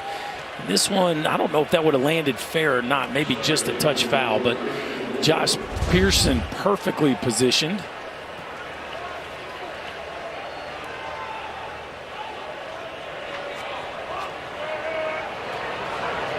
And Dickey out number 1. Now Christian Moore. A strikeout and a line out to left. And a slider. All right, so we hear so often now, first time through the order, second time through the order, third time through the order. So this is on the year. Against Skeens, first time through the order, teams are hitting 140. Second time through the order, 219. So you would suspect normally that it continues to go north. Third time through the order, 144. It gets better. That's crazy. Significantly better. His 90th pitch is another slider to Moore. Slider's been a big part of the story this year, how he changed the grip. We gave him a baseball the other day, and he showed us just what that split slider grip is like, and it's made a world of difference. Fastball dotted at 99. 10 Ks for Skeens, 2 away. 91 strikeouts, and that one was 99, which isn't 100 rookie. However, tonight, it's over 30 fastballs of 100 miles an hour or more from Skeens. With command. I mean, that ball is down and on the edge. He hasn't walked anyone. Again. I think what's wild is you talked about it, 5 miles an hour jump from last year to this year as he's focused just on pitching and doesn't have the demands of being at the Air Force Academy. But last year he walked 30 in 85 innings. This year, coming into this start, 18 in 107 innings. So the velo has jumped, and the command has gotten not just better, but significantly better. 2-0 on Zane Denton, who's struck out both times so far.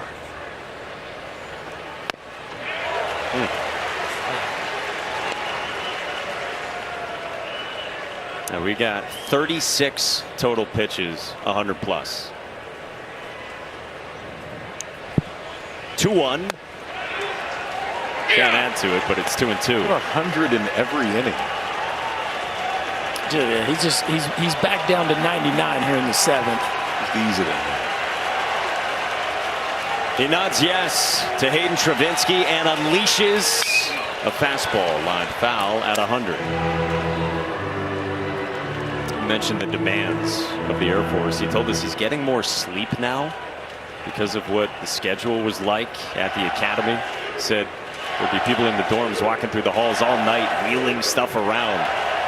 Gets more sleep now. That's has recovered outside. better. And with giving up the two-way responsibilities as well. Jay Johnson was saying to us today he doesn't do as much rotationally. Can recover more. He's got 2 outs here in the 7th. His 98th pitch is Ball 4. Ball 4 at 100 to Zane Denton, who is on with 2 outs for Tennessee, down by 4. That's a great at-bat. Took a nasty 2-2 changeup, then spit on a fastball off the edge. Zane Denton, who's been fantastic for Tennessee this entire postseason, with a big-time quality at-bat to extend the inning for Griffin Merritt. And we talked about this Tennessee offense needing to hit a ball at the ballpark. With Merritt and Burke up here back-to-back, I know there's 2 outs, but you know the opportunity certainly exists with these next 2 sluggers. Merritt's got a team leading 18 of them. He singled to the backside his last time off Skeens in the 5th. Gets a slagger to start. Merritt, a 2-time captain at Cincinnati, transferred in to join the Vols, where he's been one of their leaders. Been around college baseball a while. Another slider. The AAC Player of the Year last year has not disappointed. It hasn't been perfect all year long, but you look at the overall production, he has had an incredible year for Tennessee. So many big hits, a walk-off homer against Vanderbilt that really sparked their season. Skeens 0-2. Yeah, Griffin Merritt said recently, I'm 23 going on 40. He's going to be a dentist. Yeah, he's already been admitted. Ohio State Dental School. Christian Moore said to us, yeah, he's going to be a dentist. He's going to live his life in clean teeth, I guess. They love him as a leader. 1-2 from Skeens is caught on and miss. 99 from Paul Skeens, glancing back to check his velo with strikeout number 11. This guy is a flat-out superstar, and he's delivered on the big stage tonight in Omaha. Welcome back to the NCAA Men's College World Series, presented by Capital One. Well done. I was a little bit nervous there. I'm going to be honest with you. Berkey just walked back in, Yeah, right in the middle. after stepping out and had Trying a to quizzical look on his Such face. a ball hog. Let the man do his job. Spread the wealth. Camden Sewell is on, 5th-year senior at 6'4", $175, has pitched a lot for the Vols in his career. Preseason All-American this year, a career 2.72 ERA. He enters for the bottom of the 7th. Another guy who, it's a similar story, KP. Another guy who was thinking about hanging him up, and sometime in the summer rethought that decision, has come back and been fantastic out of this Tennessee bullpen again. A little bit of a throwback similar to Cannell, where it's a sinker slider, more works on deception and missing barrels than you'll see the electric velo like we see from so many guys out of the bullpen these days. He's coming on for the top of the LSU lineup. It's 4th time through, beginning with Dylan Cruz, the stud for LSU. Ground out single, fly out to right for a likely top 3 pick. He jams one into shallow right, and Scott in a diving bid, but it drops down. And Cruz has a leadoff double.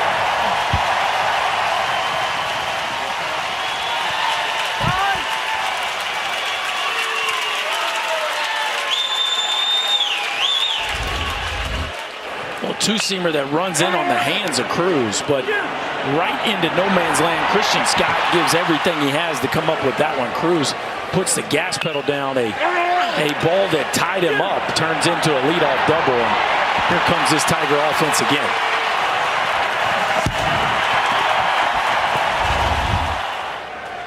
The on-base machine is aboard again for LSU. Now Tommy White, 0 for 3, a couple of ground ball outs in this one. Upstairs to begin from Sewell.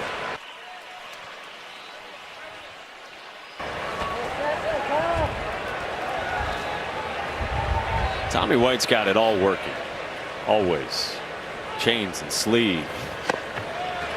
hair. Oh yeah, he's spent some time now. This doesn't happen quickly, right? You got to tape it up. You got to change colors. The chain deal. I don't know. What do we get? About 4 of them. There's a lot of swag going on there. Oven mitt. 2-0. Tommy Tanks lines one to left center, and it drops down in front of Jared Dickey. Throw comes in, and White will hold it first. A double and a single to begin for the Tigers in the 7th.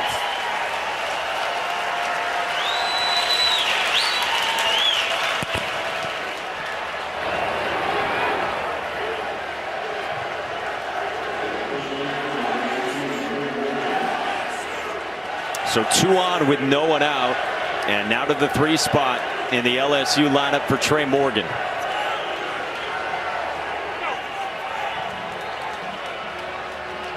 And Frank Anderson, the pitching coach, will head on out there to the bump.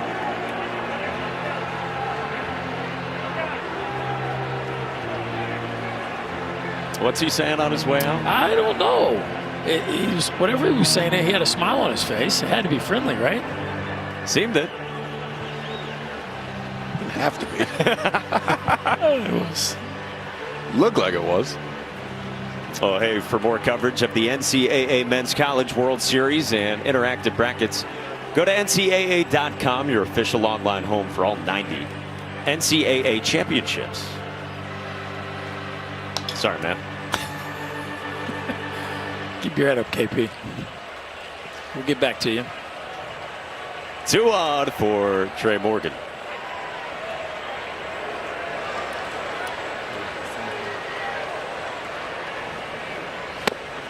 First pitch, breaking ball.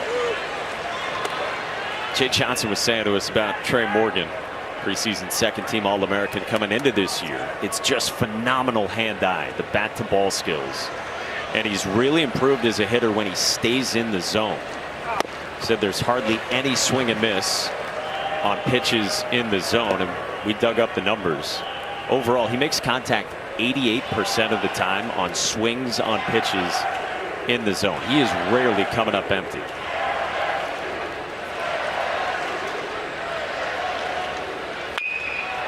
Line foul.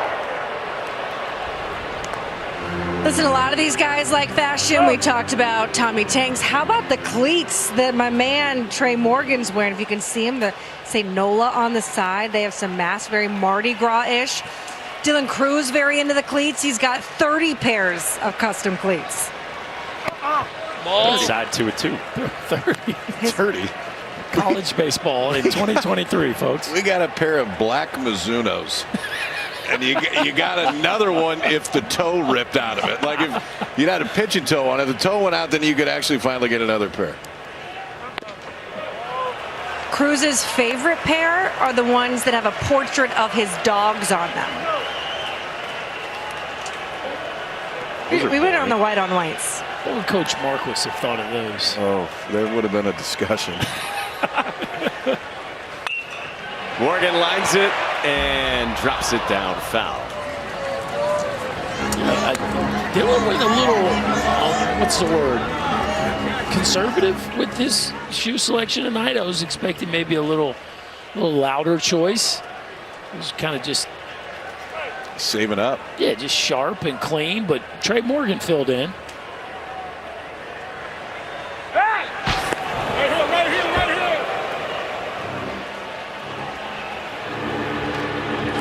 Yeah, clean's a good word for the high top whites. Rhett Lauder, the Wake Forest star ace, he's got good high tops working as well. That was a heck of a ball game earlier today. Wake and Stanford duking it out. Both pitching staffs pretty impressive with those two lineups. Morgan on a line to center. It sends Ensley back to make the catch. Cruz in the clean whites tags, and it's 5-0 on a sac fly from Trey Morgan.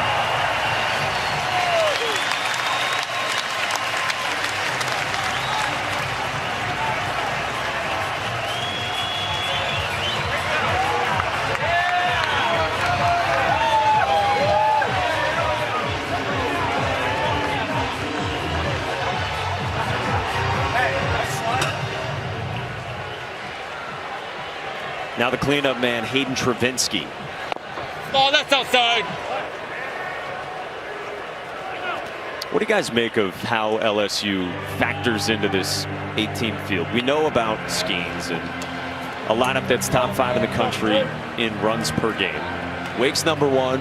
You got Florida as the number 2 overall seed. How did the Tigers fit in? They're right there at the top of the conversation. I mean, the talent level is immense. And I think what I was looking forward to seeing from this lineup is the bottom half going to continue to perform the way we've seen from them in the postseason. And boy, have they checked that box here this evening. We know about the talent in the first 4 hitters, but the back half of this LSU lineup is just as dangerous right now. I mean, so many guys swinging it really, really well. It is. I mean, but the concern, and I think it's understood, is what happens after Skeens. Offensively has been incredibly consistent all year for LSU, but after Paul Skeens has not been incredibly consistent. Ty Floyd's had some really good ones. He's had some other ones that have just been okay. Thatcher Hurd's come on more towards the end of the year. But I think that's the only question right now. I mean, when you roll that cat out there, you're going to beat about anybody anytime. But it can't be just him, period. Yeah. That math doesn't work. Yeah, I think the emergence of Gavin Guidry and the breaking ball that he's featured obviously has helped solidify things. We know about Riley Cooper, the veteran left-hander, and his ability to extend games in the middle innings if need be. So there's enough. We've seen teams come here with 4 or 5 pitchers and win this thing. And, you know, Skeens kind of counts as 2 because he's basically proven here down the stretch that he can pretty much take you the distance. And then you got all your arms available as you move forward after his starts. 2-2's cut on and missed by Hayden Travinski. And Camden Sewell with a punch out for out number 2. Winner plays on Monday night, 7 o'clock Eastern time, right here on ESPN against Wake Forest. Loser plays in the afternoon on Monday, 2 o'clock Eastern time, against Stanford. Play. Here's Cade Meloso, 0 for 3 so far. Ground out, strikeout, fly out. Breaking ball to start.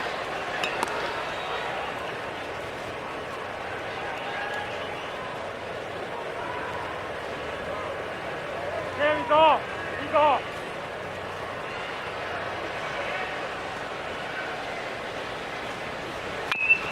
Still 2+ innings to go in this as well. But if you're Tennessee and you start thinking ahead, if this outcome holds, you still got to like what you have left pitching wise with Chase Dolander, who went 8 innings in the Super Regional and again is a top 10 caliber draft pick.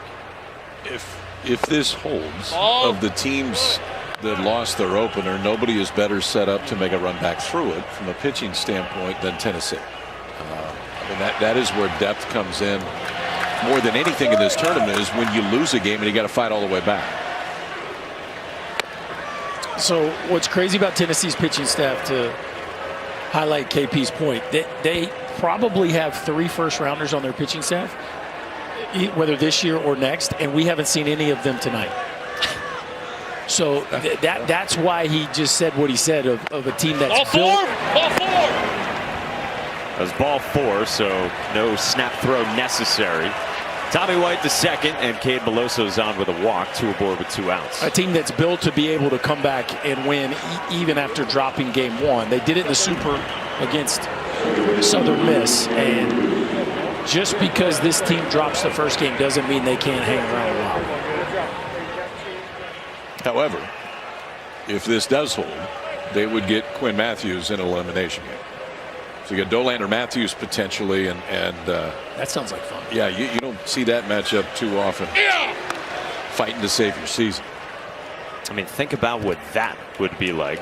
This guy, Chase Dolander, came into the year with Paul Skeens' caliber expectations around him. Gavin Dugas strikes it well in the air to right center, and Scott with room on the track to make the catch. Tigers out 1. We go to the 8th. It's 5-0 LSU. The NCAA Men's College World Series is presented by Capital One. What's in your wallets? 11 strikeouts for Paul Skeens, sitting on 199 of them this year. Going to be a lot in that wallet here in a few weeks, by the way. A whole lot in the Skeens wallet. 3 back, just jumped David Price. And how about this, fellas? He's thrown 7 innings tonight. On the season, he's thrown 114. Big Ben did 202 and 152, which is pretty insane that Ben threw 152 innings. But that just tells you how incredible the year that Paul Skeens has had. That strikeout per 9 innings is insane. Ben DePolt now playing second for him. Blake Burke leads off 7-8-9. It's 2-0 and still carrying 100 on pitch number 104. Strikeout swinging on an elevated fastball, and the fly out to left for Burke. KP, I'll go back to what you said to start the night. You said Paul Skeens could fly right now to Fenway Park, pitch tomorrow on Sunday Night Baseball. Nobody would blink at all. Line to center, right at Dylan Cruz. What away. I think what'll get interesting for an organization is whether you shut him down this year, which wouldn't shock me, is if you take him, shut him down, which is the most innings he's ever thrown, and then get him ready for next year. He's going to be in big league spring training with whoever he's with, and I think they're not going to be surprised because they see the stuff. But I mean, this guy rolling into big league spring training when nobody's seen him before, he's going to turn heads with his first bullpen. I'd love to see it. I'd love to see it. Somebody push him to the big leagues. I mean, maybe you do it a little bit this year, but I don't think you push him to big leagues third week of July and have him finish the season out. I think the workload would concern me, but I'd have zero issue with starting him there next year. Yeah, just 26 innings as a freshman, 85 last year, now up to 114, 15, 16, however this game unfolds. I think there would probably be a lot of wisdom in shutting him down and letting him build back up and getting ready for the major league haul of pitching every 5th day. But the other thing is, if the Pirates stay in it and the Pirates take him first, put him in the pen. It'd be hard not to think about putting him in the pen. 1-2 to Christian Scott is line towards center. Cruz on the run, can't get there. Plays it on a hop. Scott digs the throw. Does not get him. 1-out double for Christian Scott, and in the 8th inning, Tennessee for the first time has someone reach second base. Well, that's a couple back-to-back barrels too. It's pretty incredible that it's taken 8 innings to get to second, but this is a rocket off the bat of Burke, and now Scott with another barreled up ball into right center field. Cruz doing all he can do to try to keep Scott at first base. Scott decides to force the issue, and wow, what an aggressive slide in second base. So hard that he ends up past the bag. Fortunately, Thompson couldn't handle it. Tennessee has a runner in scoring position.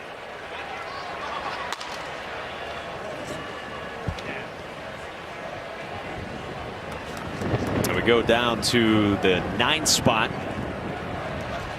and the lineup with action in the pen. The guys that Berkey mentioned, Riley Cooper and Gavin Guidry. And the pinch hitter for the catcher, Cal Stark, will be Dylan Dreiling, the freshman from Kansas. He's got an OPS better than 1,000. And we'll get a trip to the mound here to come see Paul Skeens. It's Georgia's next to head coach. Oh, was that Jay Johnson? That's Jay. I don't need all of Baton Rouge blowing me up right now. That's not Georgia's next head coach. When I looked up, I thought it was Wes Johnson. I'm sorry. Yeah, that was the that'd get him going. That was the run out to the mound, not the walkout that Wes usually does. Yeah, Jay's staying put, I think. Yeah. There's Wes. Who will That's be Georgia's next head coach. Yeah. the next head coach in Athens.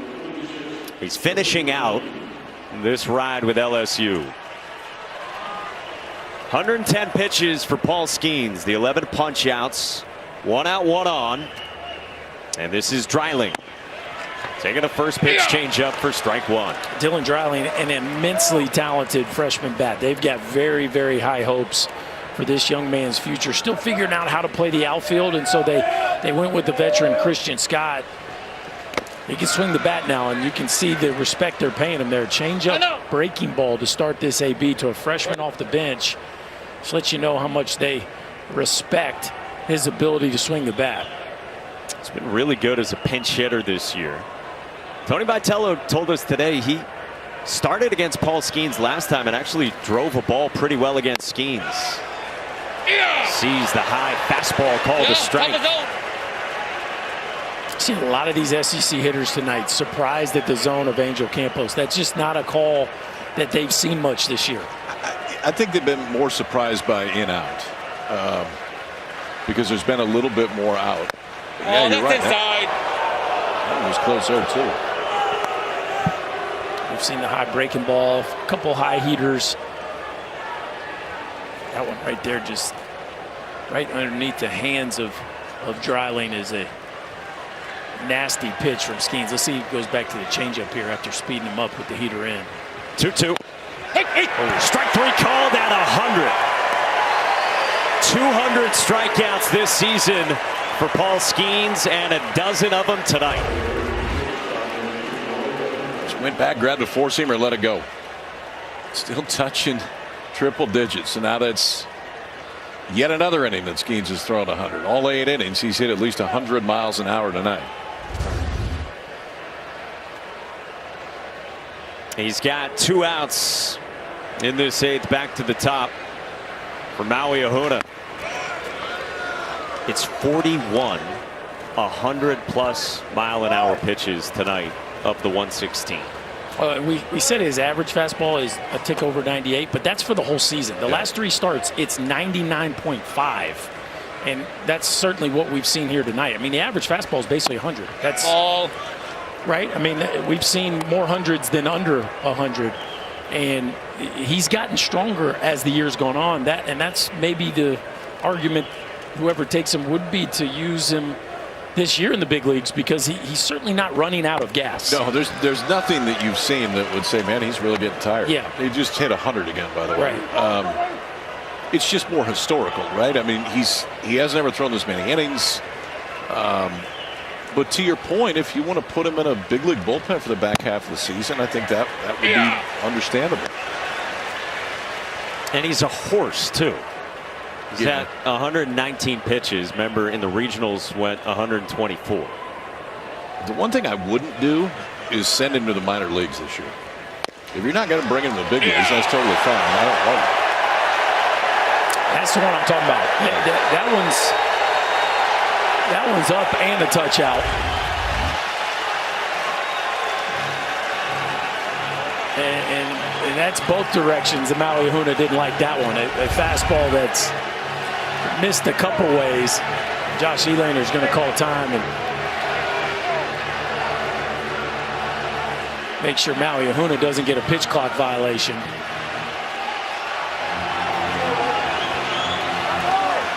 As if Paul Skeens needs any extra sizing on the zone. This place getting into it in the 8th inning. That's an offensive. Maui Ahuna calls time himself. What you don't need is somebody getting thrown out, because then it costs you the next one.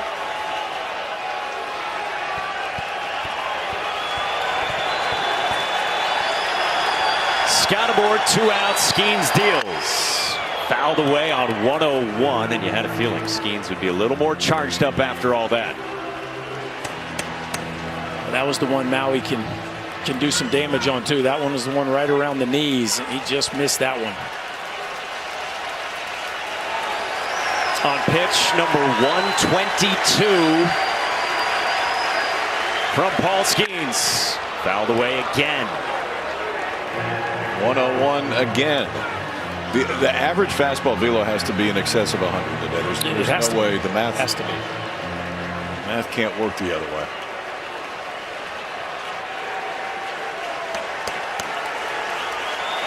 Ahuna making Skeens work. 3-2 on the ground into center field, a base hit. Scott races around and scores, And the balls are on the board in the 8th inning on Paul Skeens.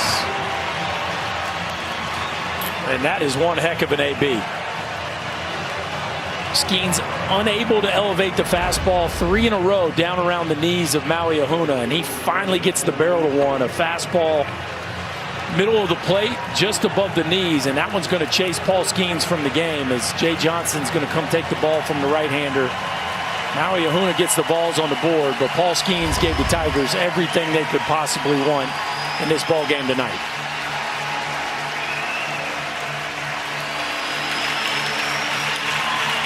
Gavin Guidry will take over for Paul Skeens. A couple of years at the Air Force Academy, and Paul Skeens transferred in the offseason to Baton Rouge. And ever since this season started, he has been a capital S superstar. His journey has taken him here to Omaha, and on this stage, he was a star again tonight.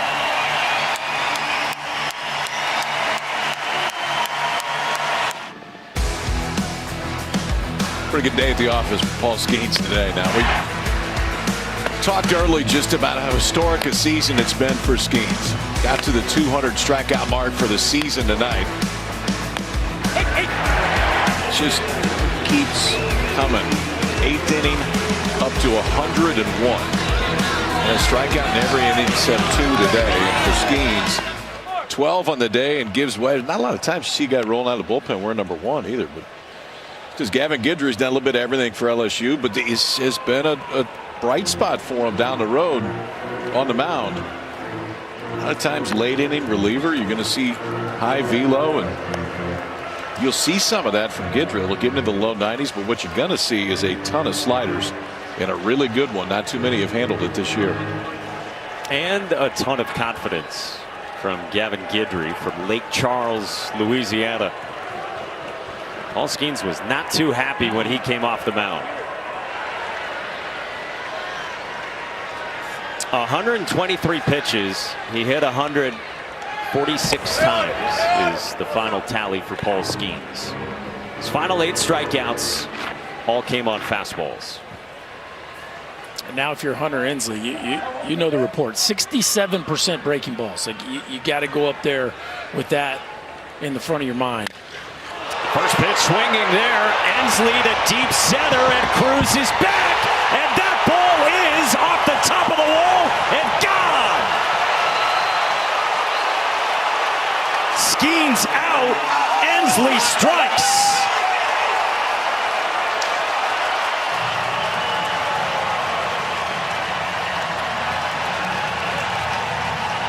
Hey now.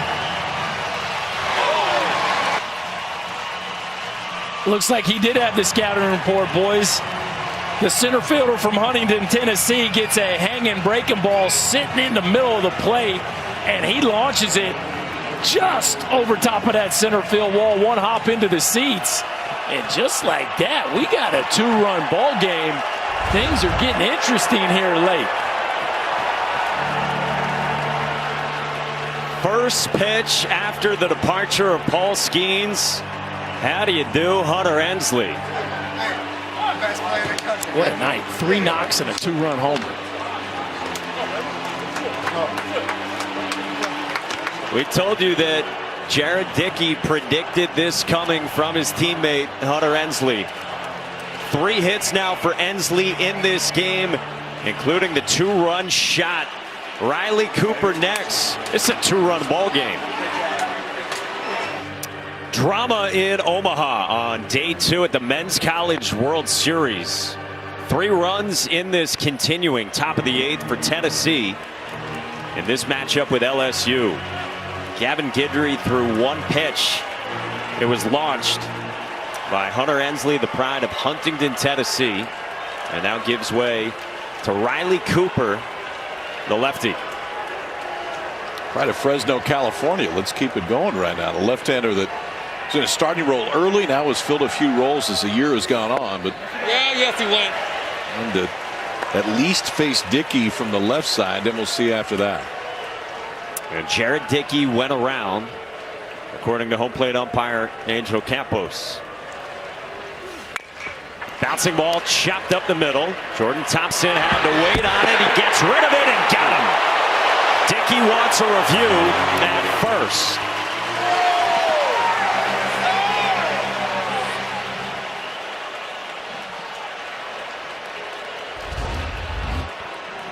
This ball almost squirts out of the top of Thompson's glove, so because of that, he has to take a little extra shuffle, and ooh, I don't know, boys.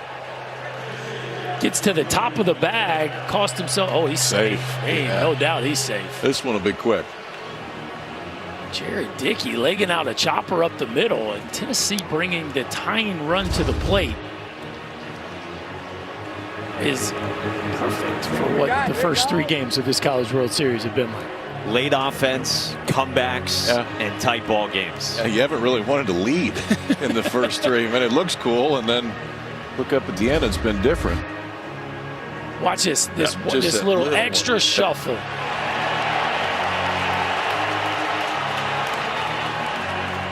If you're new to college baseball, coaches get 2 challenges per game. You retain them if you're successful. So as we think Tony Vitello will be successful, he would retain this if overturned.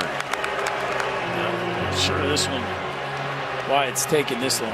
This was a no-doubter from the first look.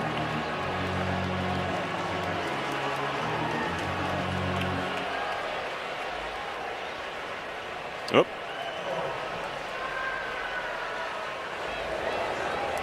The call on the field will be overturned to safe. Tennessee will retain their challenge. Balls are fired up, and as Berkey said, they got the tying run to the plate here all of a sudden with some juice in the 8th inning. And they got their team leader in OPS climbing in. This would be the guy, Moore or Denton. If you could pick one of the 2 in this Tennessee lineup for a spot like this. Christian Moore takes a breaking ball for a land strike at the bottom of the zone. Moore 0 for 3 against Paul Skeens. Couple of backwards Ks on heaters and a line out to left. Caught on and missed. 0-2. Yeah. First 7 innings, Tennessee had 3 hits without a run. This inning, 4 hits and 3 runs on the board. 2 outs, man at first. Cooper's 0-2. Check swing, did not go. You got to give Maui Ahuna a ton of credit, right? He's the reason this inning's still alive. And a bat that just, he wouldn't go away. Nice job by Moore putting the brakes on. He wouldn't go away and let Skeens walk off the field. 1-2 in the air, and that will fade off foul toward the seats. When you think about it, going into that at bat, Maui Ahuna had 6 at bats off Paul Skeens, had 5 strikeouts.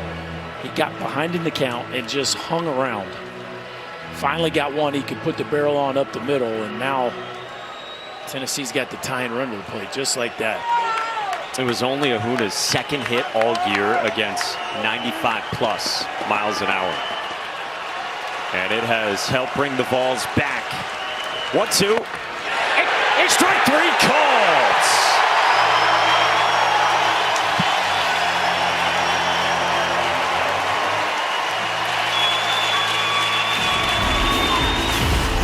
But the Vols are hanging around, folks. Hunter Ensley making this one real interesting late.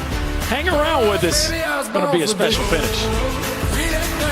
Tennessee with 3 runs in the top of the 8th inning brought the tying run to the plate with their cleanup man Christian Moore, and he struck out looking on this. What you got, KP? I've got it's consistent with what we've seen tonight. That's what I've got. I mean, that's pretty darn close, boys. I mean, up down. Maybe it's half a ball off, but that's been called a strike tonight. It's been consistently called a strike tonight. And I know that within the SEC this year, that zone's been a little bit smaller, but if that comes out of nowhere and he gives 3 or 4 inches, that's one thing, but it really hasn't. I think he's called a strike most of the night. Well, Tennessee frustrated by that. We go now to the home half of the 8th inning, and the 6'8" right-hander Hollis Fanning comes on for the Vols. An interesting story for Tennessee this year. Look at that ERA. Now, not a huge sample size, but he has been dominant in his appearance for Tennessee. And even though it's a big young arm, he's a strike thrower. Just 3 walks on the season. He's coming on to face the bottom third of the Tigers lineup that Berkey was talking about earlier, that has provided depth in addition to the star power at the top here in this one. No one more so than this guy, Braden Jobert. Got a new catcher as well. That's Charlie Taylor into the game for Cal Stark. Jobert, the RBI triple his last time. Ooh. 0-2. All right, I didn't get you, did it? That did not get Charlie Taylor.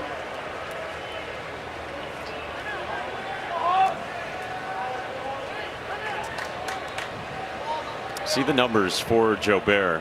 Jay Johnson said to us this morning he's playing the best baseball of his career right now. Said when he goes, we are really hard to beat. Well, he's been going in this one. That's down 1-2. He's had stretches of his career where he can literally carry them. He pointed back to a Vanderbilt series last year where he just was red hot, and you've seen that tonight. Like the talent is immense. And he pulls this one to right. See it. He's hot.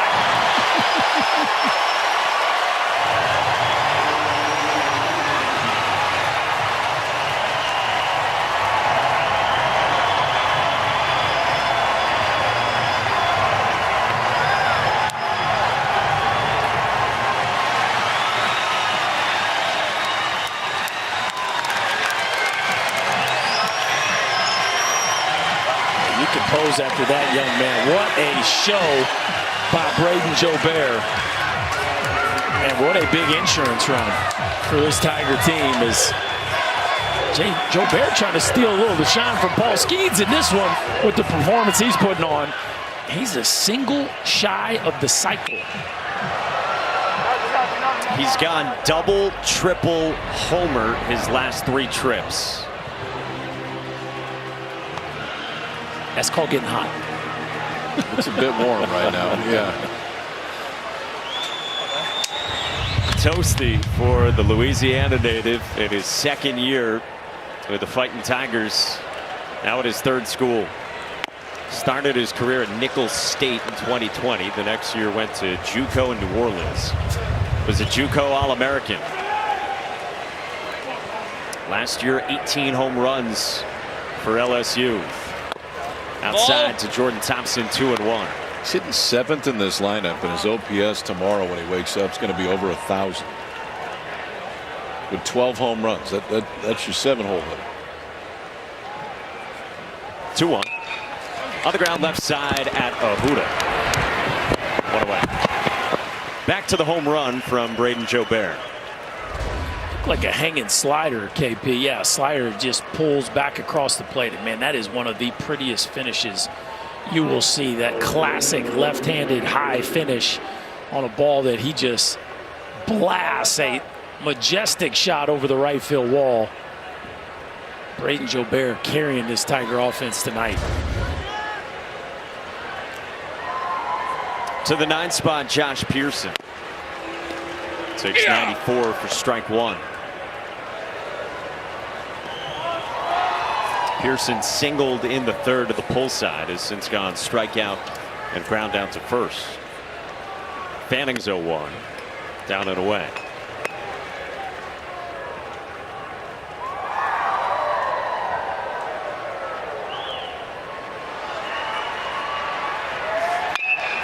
Hit hard to first, and Burke stabs and slides. 2 down. Sunday, the Yankees are at Fenway for this weekend series finale. The Red Sox took game 1 yesterday, 15-5. Baseball tonight, Sunday night countdowns at 6. Then it's Yankees, Red Sox at 7 Eastern on ESPN and the ESPN app. Hope Ravi and Eduardo had smooth sailing the rest of the way. 2 outs here, bottom of the 8th, and Tony Vitello is out to make a move. Another one for the Vols, and A.J. Russell, the talented freshman, comes on for Tennessee when we come back to the Men's College World Series. Peyton Manning and his son with the rally caps on at this time of the night here in Omaha in the bottom of the 8th inning, with the Vols down 3 to the Tigers. Bracket looks like this. Again, 8 teams, couple brackets of 4. It's double elimination, and then a week from today, best of 3 final with the bracket winners. 3 one-run games, and we'll see how this one ends. But yeah, this is a good first 2 days hanging out with the Jets. A.J. Russell could be the next one. Already looks like the next one. Those numbers are accurate. We didn't type those in wrong. He's given up 9 hits in 28 2/3 and punched out 46. He has a 43% whiff rate on his fastball. Average is 18. Well, we're going to find out how good that heater is right here. Against Dylan Cruz. Single and a double. That's outside. That's 95 away. Yeah, it's 9 hits in 90 at bats against A.J. Russell. There's 1-1 to Cruz. In the air, left center. Ensley coasts over, and the inning is over. That one carried a long way. LSU with Braden Joubert. Another one to the 9th. Paul Skeens likes it. Last licks for Tennessee. In the last 41 Men's College World Series, only 4 teams have lost their first game and gone on to win the national championship. And yeah, it's helpful too if you can start 2-0. Winner of this one plays Monday night against Wake Forest. The loser plays Monday afternoon against Stanford, who's likely going to throw their senior star Quinn Matthews. Riley Cooper back to work for LSU. He's got a new right fielder behind him in Paxton Kling. And it's 3 outs to play with for the Vols, with 5, 6, and 7, starting with Zane Denton. Cuts through that, and he's down 0-2. It's go time for Tennessee. And Denton slows the roll of Riley Cooper. We saw that ball that Dylan Cruz just hit blow an extra 20 or 30 feet deep into the center field gap. This, if you're a Tennessee offense, you got a left-hander that's a much different look than Paul Skeens. You got the wind blowing out. The conditions are certainly ripe for a rally. 1-2. Caught on and missed. 93 up the chute from Cooper. 1 away in the 9th. May not be 100, but Riley Cooper knows how to pitch, and this is just well executed. Plus count, elevate the fastball. The thing holds playing in on the hands of Zane Denton right there. That's a big first out, because this part of the Tennessee lineup, Denton, Merritt, Burke, can all hit it in the seats and change it really quick. So now it's Griffin Merritt. Breaking ball on the edge that Merritt doesn't like. It's strike 1.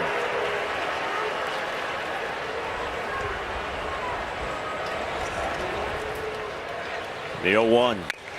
This is pulled left field, and Josh Pearson is there for out number 2.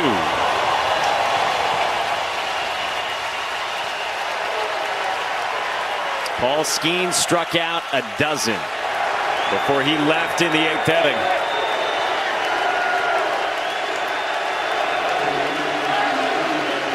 This LSU program, the 6-time national champions, back here at the College World Series for the first time since 2017, and trying to start with a win. Blake Burke, the batter, and he takes ball 1.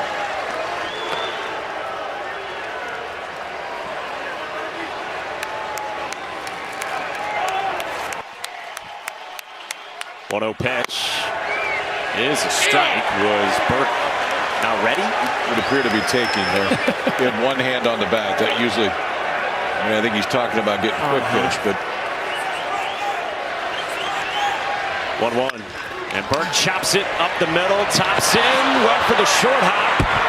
And Tennessee's got a man on with 2 outs here in the 9th inning.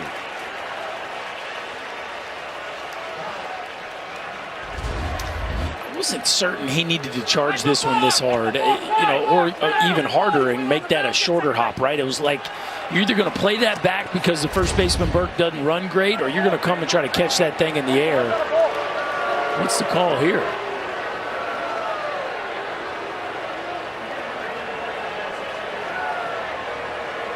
Well, Blake Burke is moving up, clearly, to second base. Not sure what we missed there.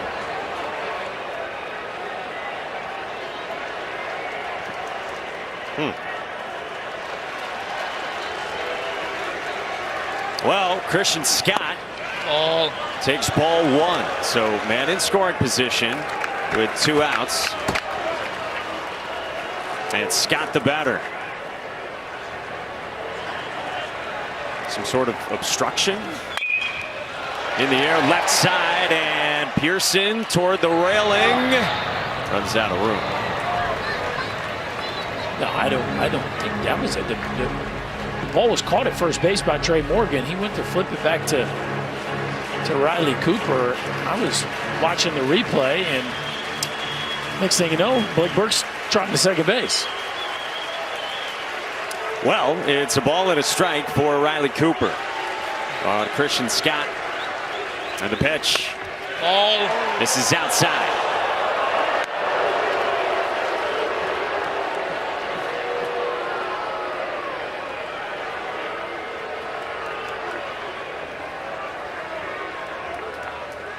Two-1. That's up high, and it's 3-1 with the would-be tying run in the on-deck circle for Tennessee.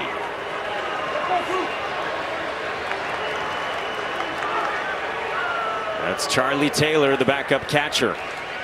Cooper deals and comes home with a strike, and it's 3-2.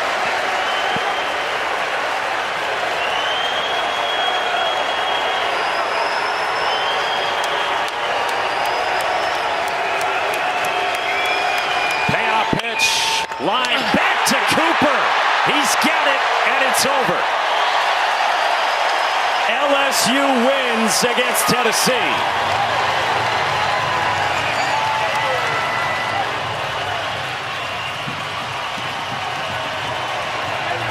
Well, a 1-1 run, but it was a heck of a college baseball game. Paul Skeens, hard to outdo the hype, but I would say that he did. He was that electric tonight, and the LSU offense just continues to be a problem that nobody really has the answers for. No, they're just a different team when he's out there. I mean, I think anybody would be a different team when they were out there, but this offense was so good against some really good Tennessee arms tonight. I mean, they were running some guys out there that have a chance to pitch for a while in this game, and yet the ball just kept coming off the bat with authority for LSU. They're dangerous. I mean, we knew they were dangerous. They're dangerous right now, and now they get Wake in two nights, I guess, which should be an awesome matchup.